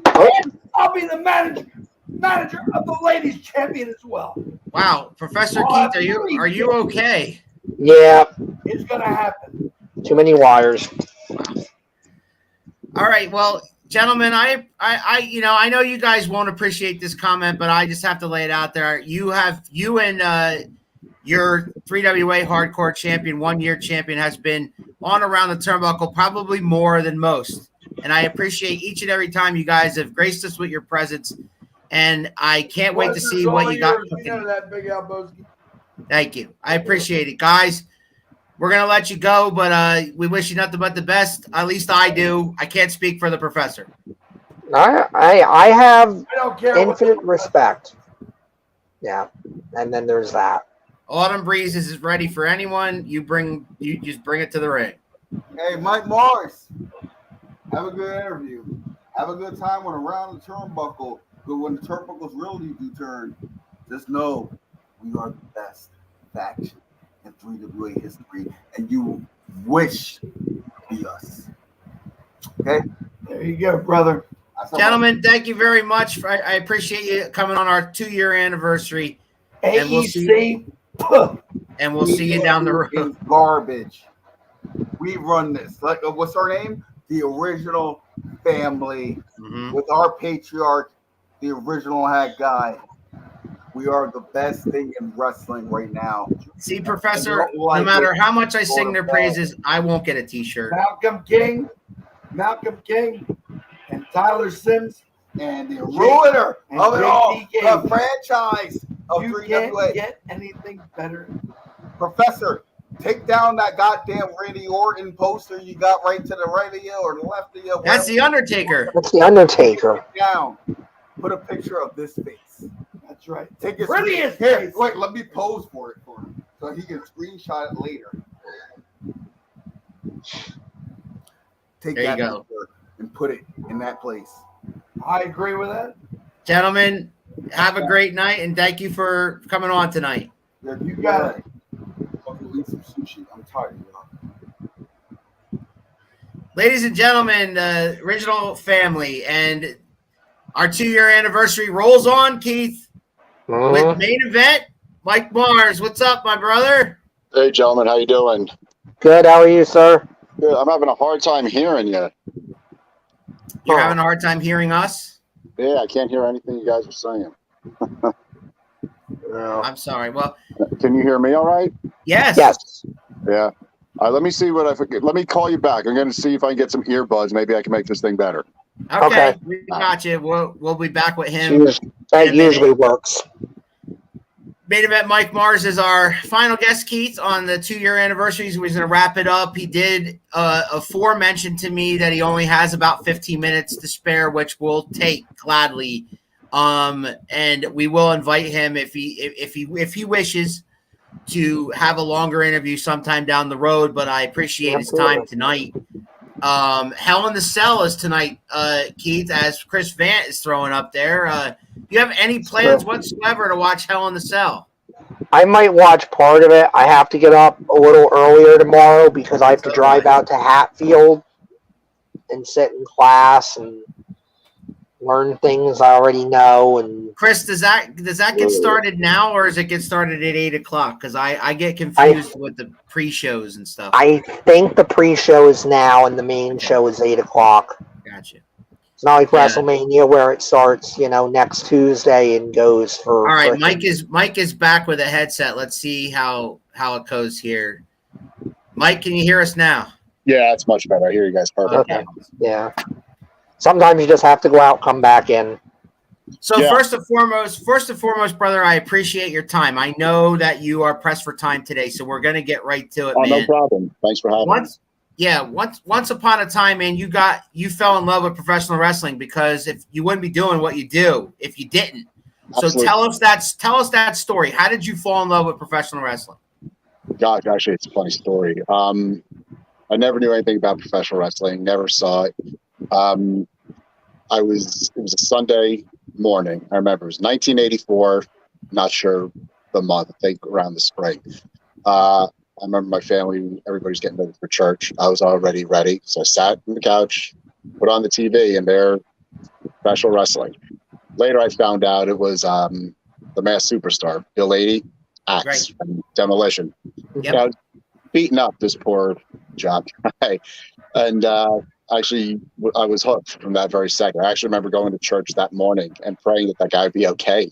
I've never seen anything like that. I didn't know what it was about. This is all so new to me, and I was just instantly drawn in. And they had me hook, line, and sinker from there on in. I was 9 years old, way back in 1984. Probably shouldn't say that and give my age away, but at least I'm still younger than Tyler Symz. So. Well, yeah, well, it's funny because I was also that same age, that same year. But oh wow, okay.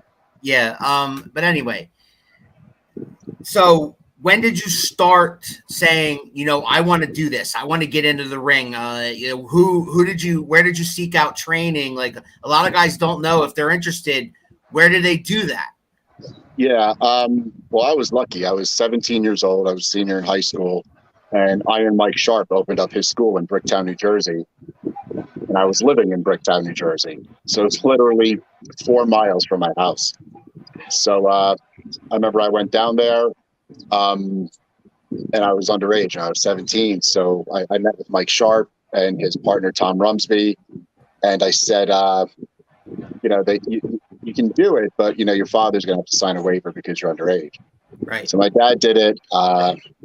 He absolutely was not only doing anything to do professional wrestling, So, I had to pay for everything out of my own pocket, all the training. We trained Monday, Wednesday, Fridays. I think the school opened up around 7, and we were there sometimes till 11, 12, 1 o'clock in the morning. And then I remember Iron Mike Sharp was such a good dude that we'd be there, to all hours of the morning, just everybody just sitting there, just listening to his stories, about life on the road, things he's done, places he's been. And that was actually probably just a good of an education that you can get, just those stories and hearing, what you should look for, what you should avoid, as opposed to, actually getting in the ring and actually learning everything hold for hold. But the business part of wrestling, is what he taught. And that's, pretty much unteachable these days. I mean, these guys aren't on the road anymore. It's back when these guys were on the road 350 days a year. And, they said that's where most of your learning came from, was those car rides, from town to town. It's just not like that anymore.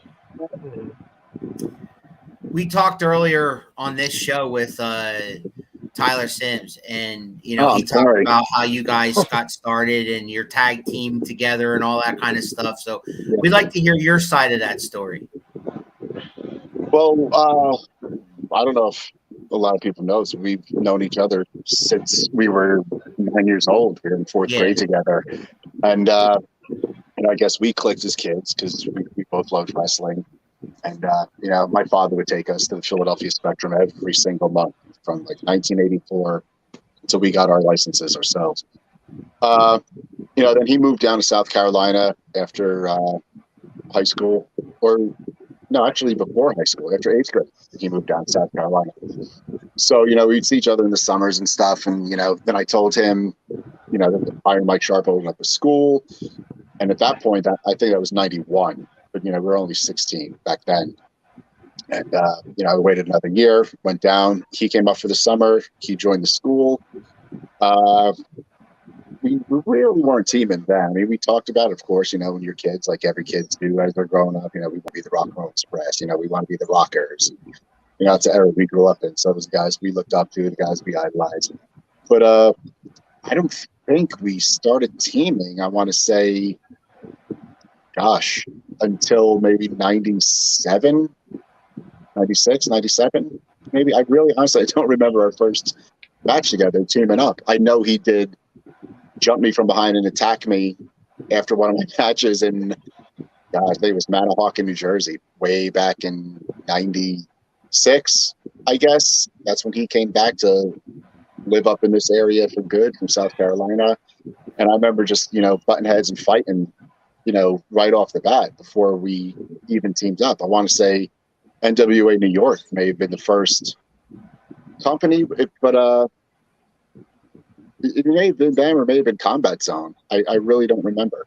But I know mentioned both of those, right, Keith?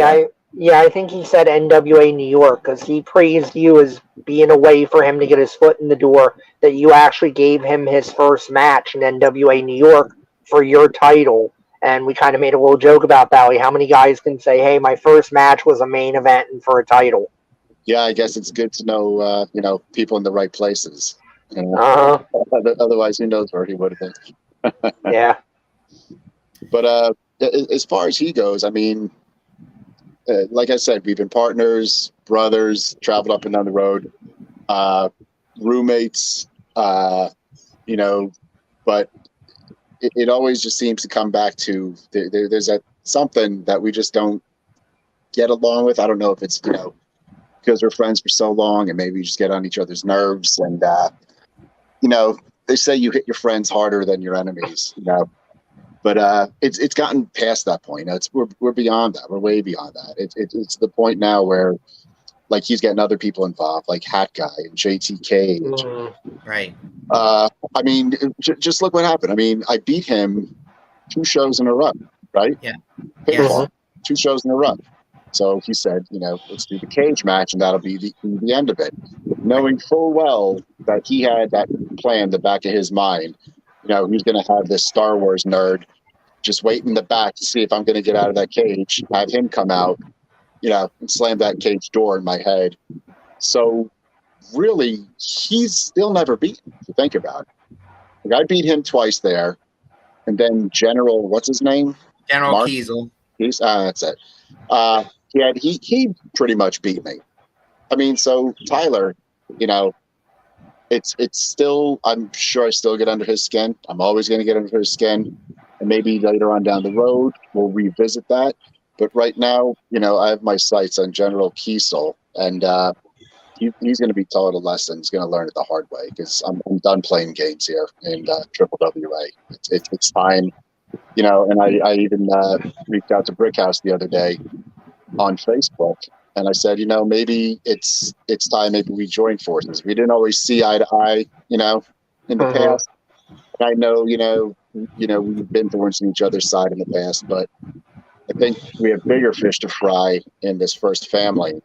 And so I reached out to him, and, you know, he was all for it. But you guys notice, I mean, how JT Cage, Hat Guy, and Ty, they just constantly run their mouths. They never shut up. They never responded to any of, you know, anything on Facebook that we were talking about. Like, you know, let's team up. Maybe, you know, we'll take them out. Silence, radio silence. This has been Friday. We're here on Sunday now. Well, it's funny you mentioned that, because since we're kind of pressed for time, because I honestly would love to sit down with you and talk about the ins and outs of your entire career. Sure. But it's kind of hard to do once we start talking, and you know, and I know you're pressed for time today.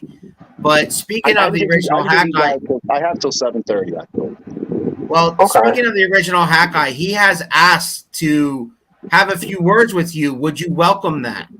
Absolutely. Rejoining us once again, the original Hat Guy. Wow. So you dress like that when you're not in the ring, huh? Michael Morris. Wow. You have the nerve. You know, and I saw what you put on social media about the AEC being the dominant force in AWA. Right. We cheated. You know what? We never cheated. And you said you forgot about cheating more than you ever knew, or whatever. As long as you got the quote right. We never cheated ever. We used brain power, baby. We used brain power. We never cheated in anything. In anything we ever did, Michael Morris. So I don't understand how you can say that the AEC was the best faction. Yeah, because you catered to the fans, the stupid freaking fans. We don't care about the fans. Well, yeah, your quality of matches you guys put on shows that you don't care about the fans. Let me tell you, the original family caters to the original family. And that's all we cater to. So I heard that about you boys. You know what? We are the dominant force in 3WA today, Michael Morris. So you can take that to the back. You and your freaking biceps and your muscles and all that doesn't mean crap. Top shelf Tyler Symz defeated you in that game. Did he? Did he, or did General Kiesel about that? Huh? You're so that's not cheating. What? Did you guys have some outside interference on that one? What did Tyler do to now. me? What that he was able to pin me? What did he do to me that he defeated me? Answer me that. What did he do? At Because this I had him time, I laid can't- out and I was going through the cage, and then the next thing he's on top of me. So what did he do? Just turned around? All I know is when it came time to walk into the back, the reigning 3WA heavyweight champion, top shelf Tyler Symz, had the belt wrapped around his waist. Sorry. Professor, help me out here. Do you Sorry, really just Michael avoid Morris. answering questions? You Like can't. he's doing a lot of talking. I ask a specific question. He does not answer it. I know. I've asked a few times how much General Kiesel cost, and they won't give me a figure on how much that payoff cost. I think I remember seeing General Kiesel there. I think I saw him. Yeah, he even made a sign like this and said that he was paid to be there. Do anything. Thinks he remembered. He never Maybe your got involved glasses in are that too match. dark. Maybe you and JT are tipping back a little bit too many before you guys go out Don't there. you tell me I see I'm not all a your drunk. posts. You guys make a you guys make a lovely couple. It's Pride Month. It's fine, guys. It's okay. No judgment What here. is that supposed to mean? No judgment here. What is that? What are you talking about? What are you talking about that? What are you talking about? All I know is All I'm saying is you guys people look might have great been together. walking So- around the ringside area, but he had nothing to do with that match. I didn't see him do anything that would. You're right. He had nothing to do with anything it. to So why was he out do there? with interfering in that match. Okay. Well, it's a good thing that you guys do commentary on the show, and then maybe you'll get to rewatch it. And not only will you see it, you take those stupid glasses off of your face. Actually, keep them on. Nobody wants to look at your face. And you'll actually be able to hear these two gentlemen call the action as it happens. Maybe that will, jar your memory. Maybe that hat is too tight around your head. Michael Morris, I don't know what the hell you're talking about. You never You're making do. some accusations that you don't know what you're talking about. You have No, idea. I didn't make one accusation. I said, watch when it comes out, the commentary. Watch it. What accusation is that? I'm telling you to do something, stupid. You call me stupid? Do Yeah. I look like I'm stupid? You have a mirror in your house? Let me tell you something, Michael Morris. You're just pissed off because right now you don't have 3WA heavyweight championship around your waist, and it burns you up inside because top shelf Tyler Symz successfully defeated you for that title. Okay. And how dare you disrespect me like that? Oh, there's more where that came from. And I still ain't over that kick that you gave me in that. It's a lovely background you have there, Hat Guy. You must make a ton of money in this business. Look at that. I think I saw a cabinet like that in my grandma's house in the 70s. Yeah. You know what? I don't have to listen to this stuff. Is that a double wide? How dare you guys have this man on there? Is that a double wide? The Oh, insult. look at this, man! I got a nice pool back here. We got the pool. We got the fire pit. We're grilling some steaks here What later. a nice setup there, Keith. But you got a great setup there, Hat Guy. Don't worry Awesome. about it. Jealous. You're associating yourself with Brick House. Brick House. Yeah. The No. original family See, this is what you destroyed- don't understand again because you're stupid. I said maybe him and I should join forces, even though we don't always see eye to eye, just to rid the WWA of scumbags like you. What do you mean scumbags? I'm not a scumbag. I am the greatest manager in the history of 3WA. I am the guiding force behind the original family. And we will dominate this organization for years to come, Michael Morris. And you have nothing to ever say about that. You can't say anything about it. You can call me all the names I managed. Let me ask you this. Champions in this business. 2 champions. Let me ask you this. What title do you have? Where else have you worked? You're such a great manager. Where else have you worked besides Triple WA? How many bookings do you have? Let's compare calendars. Don't worry about I'm booked next Saturday. Oh, I'm in the main event for the World Championship for ISPW against Danny Morrison, formerly Danny Doring from ECW, talking for independent 3WA. superstar special run. No, we're not. These guys asked me to come on to talk about my wrestling career. You're a small part of it. I don't even think about you on a daily basis. And my point is, you're so great. You guys know so much. You accomplished so much in the wrestling business. Where else have you been in your career besides Quakertown? I've been all over, baby. You can check my background. I don't have to go. See don't again, have guys, to go. Professor. Ask a question, you don't get an answer. Yeah. Keep drinking that vodka.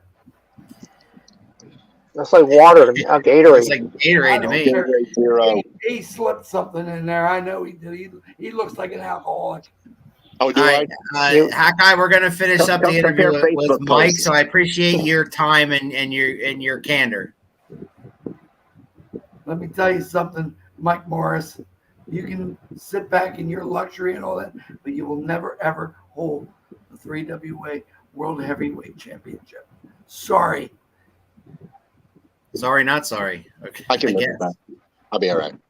All right, there he goes. That's the. I apologize, but I did ask you if you wanted him on. So. Oh no, that's fine. I just wanted to prove myself and everybody else. He keeps asking questions and just keeps talking and running his mouth. He will never answer a question. Yeah, he still hasn't answered how much he paid General Kiesel last Sunday, Professor, and that was a pretty straightforward stop question. your innuendos about whether or not There's the general no, took money. we will watch it again. General Kiesel, I very clearly saw him make the international sign that he took a payoff. He's and gone. I heard him very clearly say that he was paid to be there and do what he did.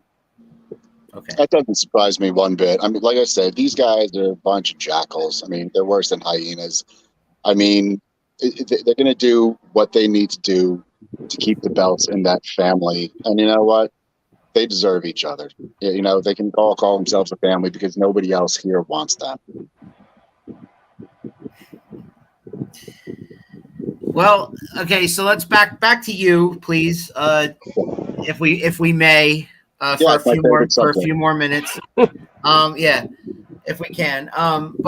So you mentioned yourself being booked. You are. I follow you on social media. You have been booked a lot lately. Talk about that, because I mean, Tyler Symz was on earlier and he mentioned that you guys in the beginning, you wanted to make it in the business. And when I say make it, I mean do it for a living, like maybe be on for WWE or wherever else. Which I was when I was 19. What was that? Which I was when I was 19. I did the TV, the Monday Night Raws, the challenges, the superstars, and some of my stuff is on the network right now. Raw with Doink the Clown. Like I said, we trained with Iron Mike Sharp, so he was still working actively for the WWF. So Tony Gurria, Rene Goulet, whoever it was, would call him up and say, Mike, we have TV Monday, Tuesday, Wednesday next week. Bring 4 or 5 guys with you. I was one of the guys he brought, and it was nothing like that. Get in the ring in front of 15, 20,000 people, right? TV cameras, knowing where to look and what side to work, and it was great experience. I mean, it didn't lead to anything, but there were good paydays and great experiences. I mean, from 1984 when I first saw this on my TV, I never thought 10 years later, when I was 1994, I would actually be in the ring on that TV, which I think is pretty cool. Absolutely. Again, like I've explained this on a couple podcasts before. When I started the business at 17, I was 165 pounds soaking wet. Like I was small, and I'm not big now. I'm 220 pounds. I mean, that's big, I guess for a normal guy. But I mean, I guess in the wrestling business now it is. I mean, because there's so many guys out there that are 160, 170 pounds. I think I came along maybe 15 years too soon, because if I broke in at 165, 170 pounds now, I'd look like, probably 80% of the guys that are on TV now. But I didn't start putting weight on until I'd say probably 30, I finally broke that 200-pound mark. But I think what hindered me a lot was being as small as I was. I mean, it was the land of the giants. I mean, everybody's, you know, my second match there, I worked with Crush. You know, guys, what, 6'7", 6'8", 320 Yeah. pounds. It was such a mismatch. I mean, but I did work guys, you know, similar to like I worked with Jeff Jarrett, you know, but that was the only guy my size there at that time was the 1-2-3 kid, you know, like but finally, you know, it took years, but like, you know, finally Brett broke through that, you know, threshold. Sean broke through that threshold and showed these smaller guys can be, you know, world champions. So But, you know, do by you think that you were time, wrong place, wrong time? Like, you know what I'm saying? Like you talk about you had great experiences, but I mean, if you broke in like nowadays, do you think you'd be more of a rocket ship? You know what I'm saying? I think, yeah, because like that was my style back then. Like, it was so easy for me to fly around and, you know, do the flips and over the top and to the floor and the moonsaults and all that stuff. You know, that's what's hot right now. I mean, I'm not going to catch me doing that now. I mean, once in a while, you know, maybe do a moonsault or come over the top, but I'm not doing it, you know, for 30 minutes. Right. But yeah, I think that was one of the problems. That, and because I think I was smaller, I had a bigger chip on my shoulder, so I didn't always know how to keep my mouth shut. So, you know, it burned some bridges and stuck my foot in my mouth, probably more than I should have, just because, you know, I got pissed off because I see somebody, you know, getting a better, you know, spot on the card with, you know, a better payday than me. And I'm like, this guy's been doing this 6 months, you know, and, you know, I've been doing this 3 years at this point, and, you know, and I knew my size held me back. But maybe if I get my mouth shut a little bit more, it may have been, you know, a little bit more successful. But, you know, maybe you learn, and I've rebuilt bridges and, you know, rekindled friendships, and everything's all great now. And, you know, so we're going to take it from here. And I'm just thankful. Tommy Fierro started up his company again, gave me a call. You know, I'd love to have you on board. I'm like, absolutely. You know, Tommy and I have been friends for almost 30 years. And even when he wasn't running shows, we were still talking and friendly, and, you know, as guys would get together. But yeah, when he's giving me this opportunity, you know, he can give me the ball and get done with it. Or, you know, right now he has me teaming with Tom Brandy doing the South Sincere and King Kalua with the Winners Club. And we actually just lost the tag belts. But yeah, I've got June 11th with him. We got June 17th, June 24th, and I know back in Quakertown on the 25th. Right. There's a lot coming up. You know, I'm excited. It's going to be a good summer. You know, I'm looking forward to it. And you know, maybe you guys can come up to an ISPW show one day and see, you know, just the production side of that is amazing. Well, absolutely, because Professor and I, like, we mostly support 3WA just because it's local for us, but we've been branching out to other places and checking out other wrestling, and we want to branch out and check out, because there's a lot of wrestling to be had, especially not just Pennsylvania but New Jersey. I mean, all over. It's all over, more than people know. If they want, we only have a few minutes left here. So, Professor, is there anything you want to ask him before we lose him? I mean, yeah, you've been so open with us, Mike, and I appreciate that. You know, I'm so glad that you're getting booked so much. And I mean, just you were talking about being younger and running your mouth, and that's something I can certainly relate to. I think that's a curse of youth, is that you're impatient and you're kind of like, I know how good I am. Why am I not getting this? And then you get older and you realize, oh, it's probably because I keep pointing that out. That makes them less likely to want to deal with it. 17 years old, you don't know shit anyway. You're still a kid. You know? Exactly. But you think this man's world, and trust me, that was a man's world. I mean, you don't want to piss these guys off. No. I got a question here from Big Chris Vant down in South Carolina. How is it to wrestle the bigger guys, taller, more weight? How do you wrestle them? And say, how would you wrestle a guy like Omos in the WWE? Well, back then, you know, it was bob and weave. You know, it jab and run. It's the old saying is, you can't beat what you can't catch, right? So I would just try to be as quick as I can, and, you know, my cardio was always amazing. And hopefully, you know, they tire out faster than you do, and, you know, their tank's out of gas, and then pretty much after that, aerial assault, you know, jump from the top, drop kicks, you know, whatever you can, shoulder blocks, moonsault, whatever you can, try to catch them off guard, because sooner or later they will slip up, you know, even if they can't catch you. Just the frustration, it's gonna, play mind games with them. And that's the way I always went at it back then, but now I would say I'm bigger than a lot of the guys I'm working with, except for I mean, Tyler the professor Symz, says you're in the best shape of your life. Do you agree with that? I agree with that. I mean, I was in great shape in my early 20s, but I think I'm in better shape now just because I have so much more size on me. And to be, like I'm 220, but I still have a 32-inch waist. And, I'm in the gym more than ever. I hit it 6-7 days a week now. I'm usually there from about 6 o'clock to 9 o'clock at night.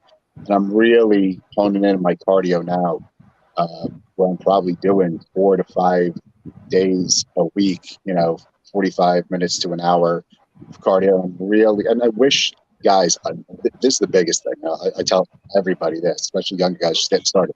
Your diet plays such an important role as far as your physique and what you can do. And I wish I knew more about nutrition back then. I mean, because when my friends and I started working out 15, 16, we go to the gym, not know what the hell we were doing. And, we'd work 4 different body parts that you had no business training together on the same day. And then we go to McDonald's. We'd eat French fries and milkshakes and hamburgers. And it's, now I know, you need to get your protein in after your workout. You need to hit a certain amount of protein every day. And I try for 1.5 grams of protein per pound of body weight, just to maintain. But if you want more and you want to put on size, you're going to have to eat maybe 2 grams of protein per body weight, and it's a lot, 220 pounds, it's a lot of protein. So I switched about 4 years ago. My father passed away, to a carnivore diet, which is pretty much meat, eggs, and cheese. And everybody told me I was crazy when I started it. Cholesterol's going to go through the roof. You're ridiculous. You always have, 2 pounds of undigested meat, and you don't. Like I was doing a keto diet, which is pretty much the same thing except the vegetables. So I stopped that. I found this guy, Dr. Sean Baker. Actually worked with him. We've spoken a couple of times. He's the main guy that I listen to for this carnivore diet. He's been on Joe Rogan. He's been, I don't know if you guys know, if you remember Mike Bell, former WWF. John, his brothers are big in the fitness. Chris Bell and Mark Bell. And these guys follow that diet. Talk to them once in a while about it. But pretty much it's like a lot of disease and everything's caused by inflammation. And I had a lot of joint pain from years of wrestling, like my elbows, my wrists, my knees. So I saw this guy, Sean Baker, and he's like, if you don't have glucose and sugar, carbohydrates in your system, you won't, it's impossible pretty much to have joint pain, because you're not going to have any inflammation, because the glucose causes inflammation. So I tried it. Within 10 days, all of my joint pain was gone. And that was 4 years ago. It's never come back. I know I'm getting off the subject of wrestling here, but I mean, nutrition. That's all right. I was going to say, it ties in. Like a lot of these guys should be in the gym. Like, you want to look apart, like lawyers go to law school, doctors go to medical, wrestlers not only go to wrestling school, but they should also hit a gym once in a while. You look like you can kick the shit out of somebody, like if somebody comes up to you in a bar, and I guarantee you it will happen, because it's happened to me many times. Oh, you do that fake stuff, Right. You need to be able to, protect yourself. You should know, how to fight, and should have, some muscle tone to your body, guys. Like, do you want to pay a ticket to watch some guy in the ring that looks like he's your landscaper? I don't. I want, like, think about the WWF when we grew up. You guys said, you're pretty much my age. Is there one guy in the ring that you wouldn't be terrified of if he hopped that rail and came after you? No. Yeah. Exactly. So but it all just ties in together: the gym, the nutrition, the wrestling, and But yeah, back to your original question was, I think back then, like to answer that guy's question, be quicker, try to guess them out. But I think I did come in, wrong place, wrong time. I was small in a big man's world.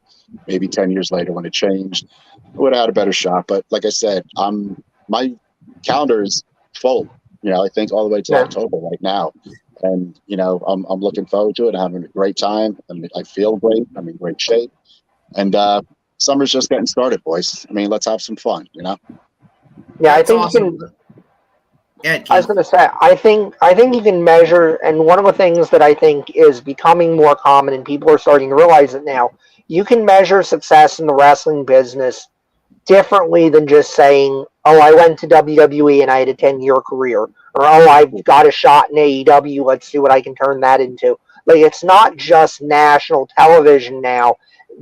People are realizing, like, a guy who can say, "Hey, I look at my calendar and I'm booked for a week solid. You know, I have this show, that show. I'm in demand. I'm working everywhere that's around me, and I'm maybe going out of state, and I am national. I may not be on national television, but I'm in demand nationally. I'm getting booked, and I'm working, and I'm making money that way. That it's not always as straightforward as, oh, I got to WWE, I'm successful. Oh, I didn't get to WWE, I'm not successful. You can measure success differently. Absolutely. And everything happens for a reason. And, you know, who knows? But, you know, I went into the restaurant business. I bought my own restaurant. I owned a pizzeria. Like, I probably wouldn't have the life I have now if I went into wrestling. Because how many guys went into wrestling we watched growing up have nothing now? I see these guys almost every weekend, you know? They have nothing, you know? And, you know, I wouldn't want that for myself, you know? So maybe what we think we want really isn't what we need, you know? Like, I thought I want, like, I wouldn't want to go on the road right now. Like, if I got a call, like, I wouldn't want to be on the road, you know, not that on the road as much as they were, but I like sleeping in my own bed every night. You know, I like hanging out in my backyard. I like spending time with my daughter. But yeah, everything happens for a reason. And, you know, back to your original question, Boski, you know, maybe I was in the right place at the right time. You know, if I think about it, because I'm here now, and I know a lot of those guys that, you know, I started with, you know, are broken down and don't have a lot, and a lot of them aren't here anymore. You know, so maybe I was in the right place at the right time, because I'm living my best life right now. I'm having a great time. Well, see, things happen for a reason, brother. And listen, I mean, I don't want to hold you up any longer because I got 1,001 questions. So I hope that you afford us another chance to talk to you on another day where we can get deeper into everything and your whole career and everything like that. Because we got sidetracked with the nutrition, which is important. It's very important. I'm glad that you gave that advice because a lot of young talent do watch our show. We're starting to get a reputation, especially in PA. So I hope that they watch that and they take everything that you said to heart because it is important. And but man, I have 1,001 questions for you. But I know we're gonna have to do it another time. But I appreciate you coming on like you did, being and giving the advice that you did in the short time we had you, brother. No problem. I'd love to come back anytime you guys want to have me. You know, just let me know. I'll be there. I love it. Awesome. So we're gonna talk to Mike Mars another time when we have more time and we can get deeper into his career and where it's going from here because it looks like it's still hot. Very hot, you know, and you know, age but a number. You know, age but a number, man. You're in great shape, so obviously you can do whatever with wrestling you want to do. But obviously you love it, and I appreciate you, and I respect you to the max for everything you do for our entertainment, for everything you do for our entertainment, and I appreciate you coming on here at all today. That was great. This is our 2-year anniversary, and it was a great way to cap it off. Yeah, happy anniversary, guys. I appreciate you guys having me. You know, anytime, you know, give me a call. Let me know. You know, you're always welcome. We'll see you in Quakertown. I'm sure we'll see you in Quakertown. You know, sooner than later. And man, much success and everything like that, brother.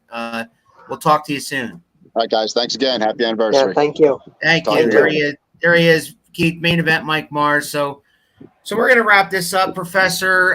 Man, 2 years again, guys. I appreciate. Let me throw out some shout outs here. First and foremost, our guests tonight: Top Shelf Tyler Symz, Autumn Breeze, Michael Mars, and I have to throw in JT Cage and the Hack Eye because they also interjected themselves. All right, uninvited the Professor uninvited. I have to say, I feel like you're like You're like Eric Bischoff, and they're the NWO. You're right there at the back door, holding it open for them to let them. Is that what you're sneak in saying? here.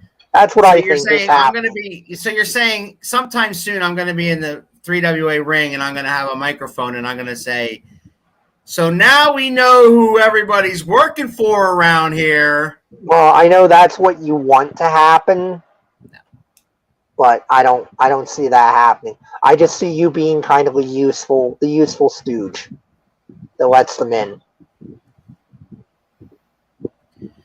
The useful stooge. The useful stooge. I appreciate that, or maybe I don't. But yeah, we're gonna get out of here, and Yeah, you guys like have I heard said- us yammer for almost 3 hours now. Thank you for sticking around for that. yeah, I mean, I know if any of you have been here the entire time, I know Chris has been. Thank you, Chris, the entire show. Great show, he says. I appreciate all your questions and comments. Everybody that's been watching all the entire time, that's awesome. But I mean, if you've popped in here or there, you know, Anthony Joseph popped in. So my thanks to everybody that popped in, Bob, Anthony, Chris, you know, and all our guests that were on here today. Plus everybody that's ever been on this show. I appreciate you all to the max for telling us your story. And if you're out there and you're watching this and you've never been on this show, and you're a wrestler, a manager, a referee, a promoter, whatever you want, part of the wrestling business, guys, come on here and tell your story. We'd be glad to have you. We are booked with guests solid straight through every Sunday at 6 o'clock until the end of July, which is awesome. Yeah. I used to have help with that. I used to have guys that would send me people, but people are now coming to us, which is awesome. And I appreciate each and every one of them. And then guys that have been on before say, hey, I'd like to come on again. Like you just heard Mike March say, we're going to do it again. Of course, absolutely. I appreciate Greg Thundercat Cable. Please, I'm going to say that. He's probably been watching this entire time too. Greg, I appreciate you to the max for tuning in each and every time. I appreciate Brickhouse for tuning in earlier too. Brickhouse tuned in earlier, even though he's at work. Most of the time, he can never catch us because he's working at that exact time. So I appreciate everybody. I got to give a huge shout out to TJ Spitter, our partner in 2M1L Media, because again, without his support, without everybody that follows him, man, we wouldn't have the size audience that we have now and all his Spinning with Spitter shows. If you guys across the screen, this entire show, follow us on Facebook, follow us on Instagram. We share, Keith and I share out local events, support local wrestling. If we're about anything, it's support local wrestling. There is plenty of wrestling to be had in your neighborhood. Okay. There's a show going on tonight, only 20 minutes from my house up in Broadheadsville. Okay. That just shows you it's everywhere, guys. You can find it where you don't have to drive very far and you don't have to spend a lot of money to have some great professional wrestling. If you're sick and tired of everything WWE is doing or AEW is doing or whatever, and you want to see some good quality wrestling, take the kids, jump in the car, go find out where these are. Keith and I share them all the time on Facebook whenever we can. If anybody, wants to share them. And not just a Tri-State. I try to hit anybody I'm friends with. And that's something, too. Some of you guys, too, that I'm friends with, please make your stuff shareable. When you put up a post for something, make it shareable. Because I can't necessarily send it out unless you make it shareable, especially if you've like a flyer or something that you're trying to get out there. Make sure that flyer is shareable, and I will share it out. He will. So one last thing, Professor, I want to repeat that I appreciate you for being on this 2-year journey, and I can't wait to start our next 2 years and beyond that because it's been great, and I can't wait to share. We've shared some moments on this show. We've shared talking to Rudy Boy Gonzalez. We've shared talking to Nikita Breznikov. We've shared talking to Stevie Ray from Harlem Heat, and it's only going to get better from here, guys.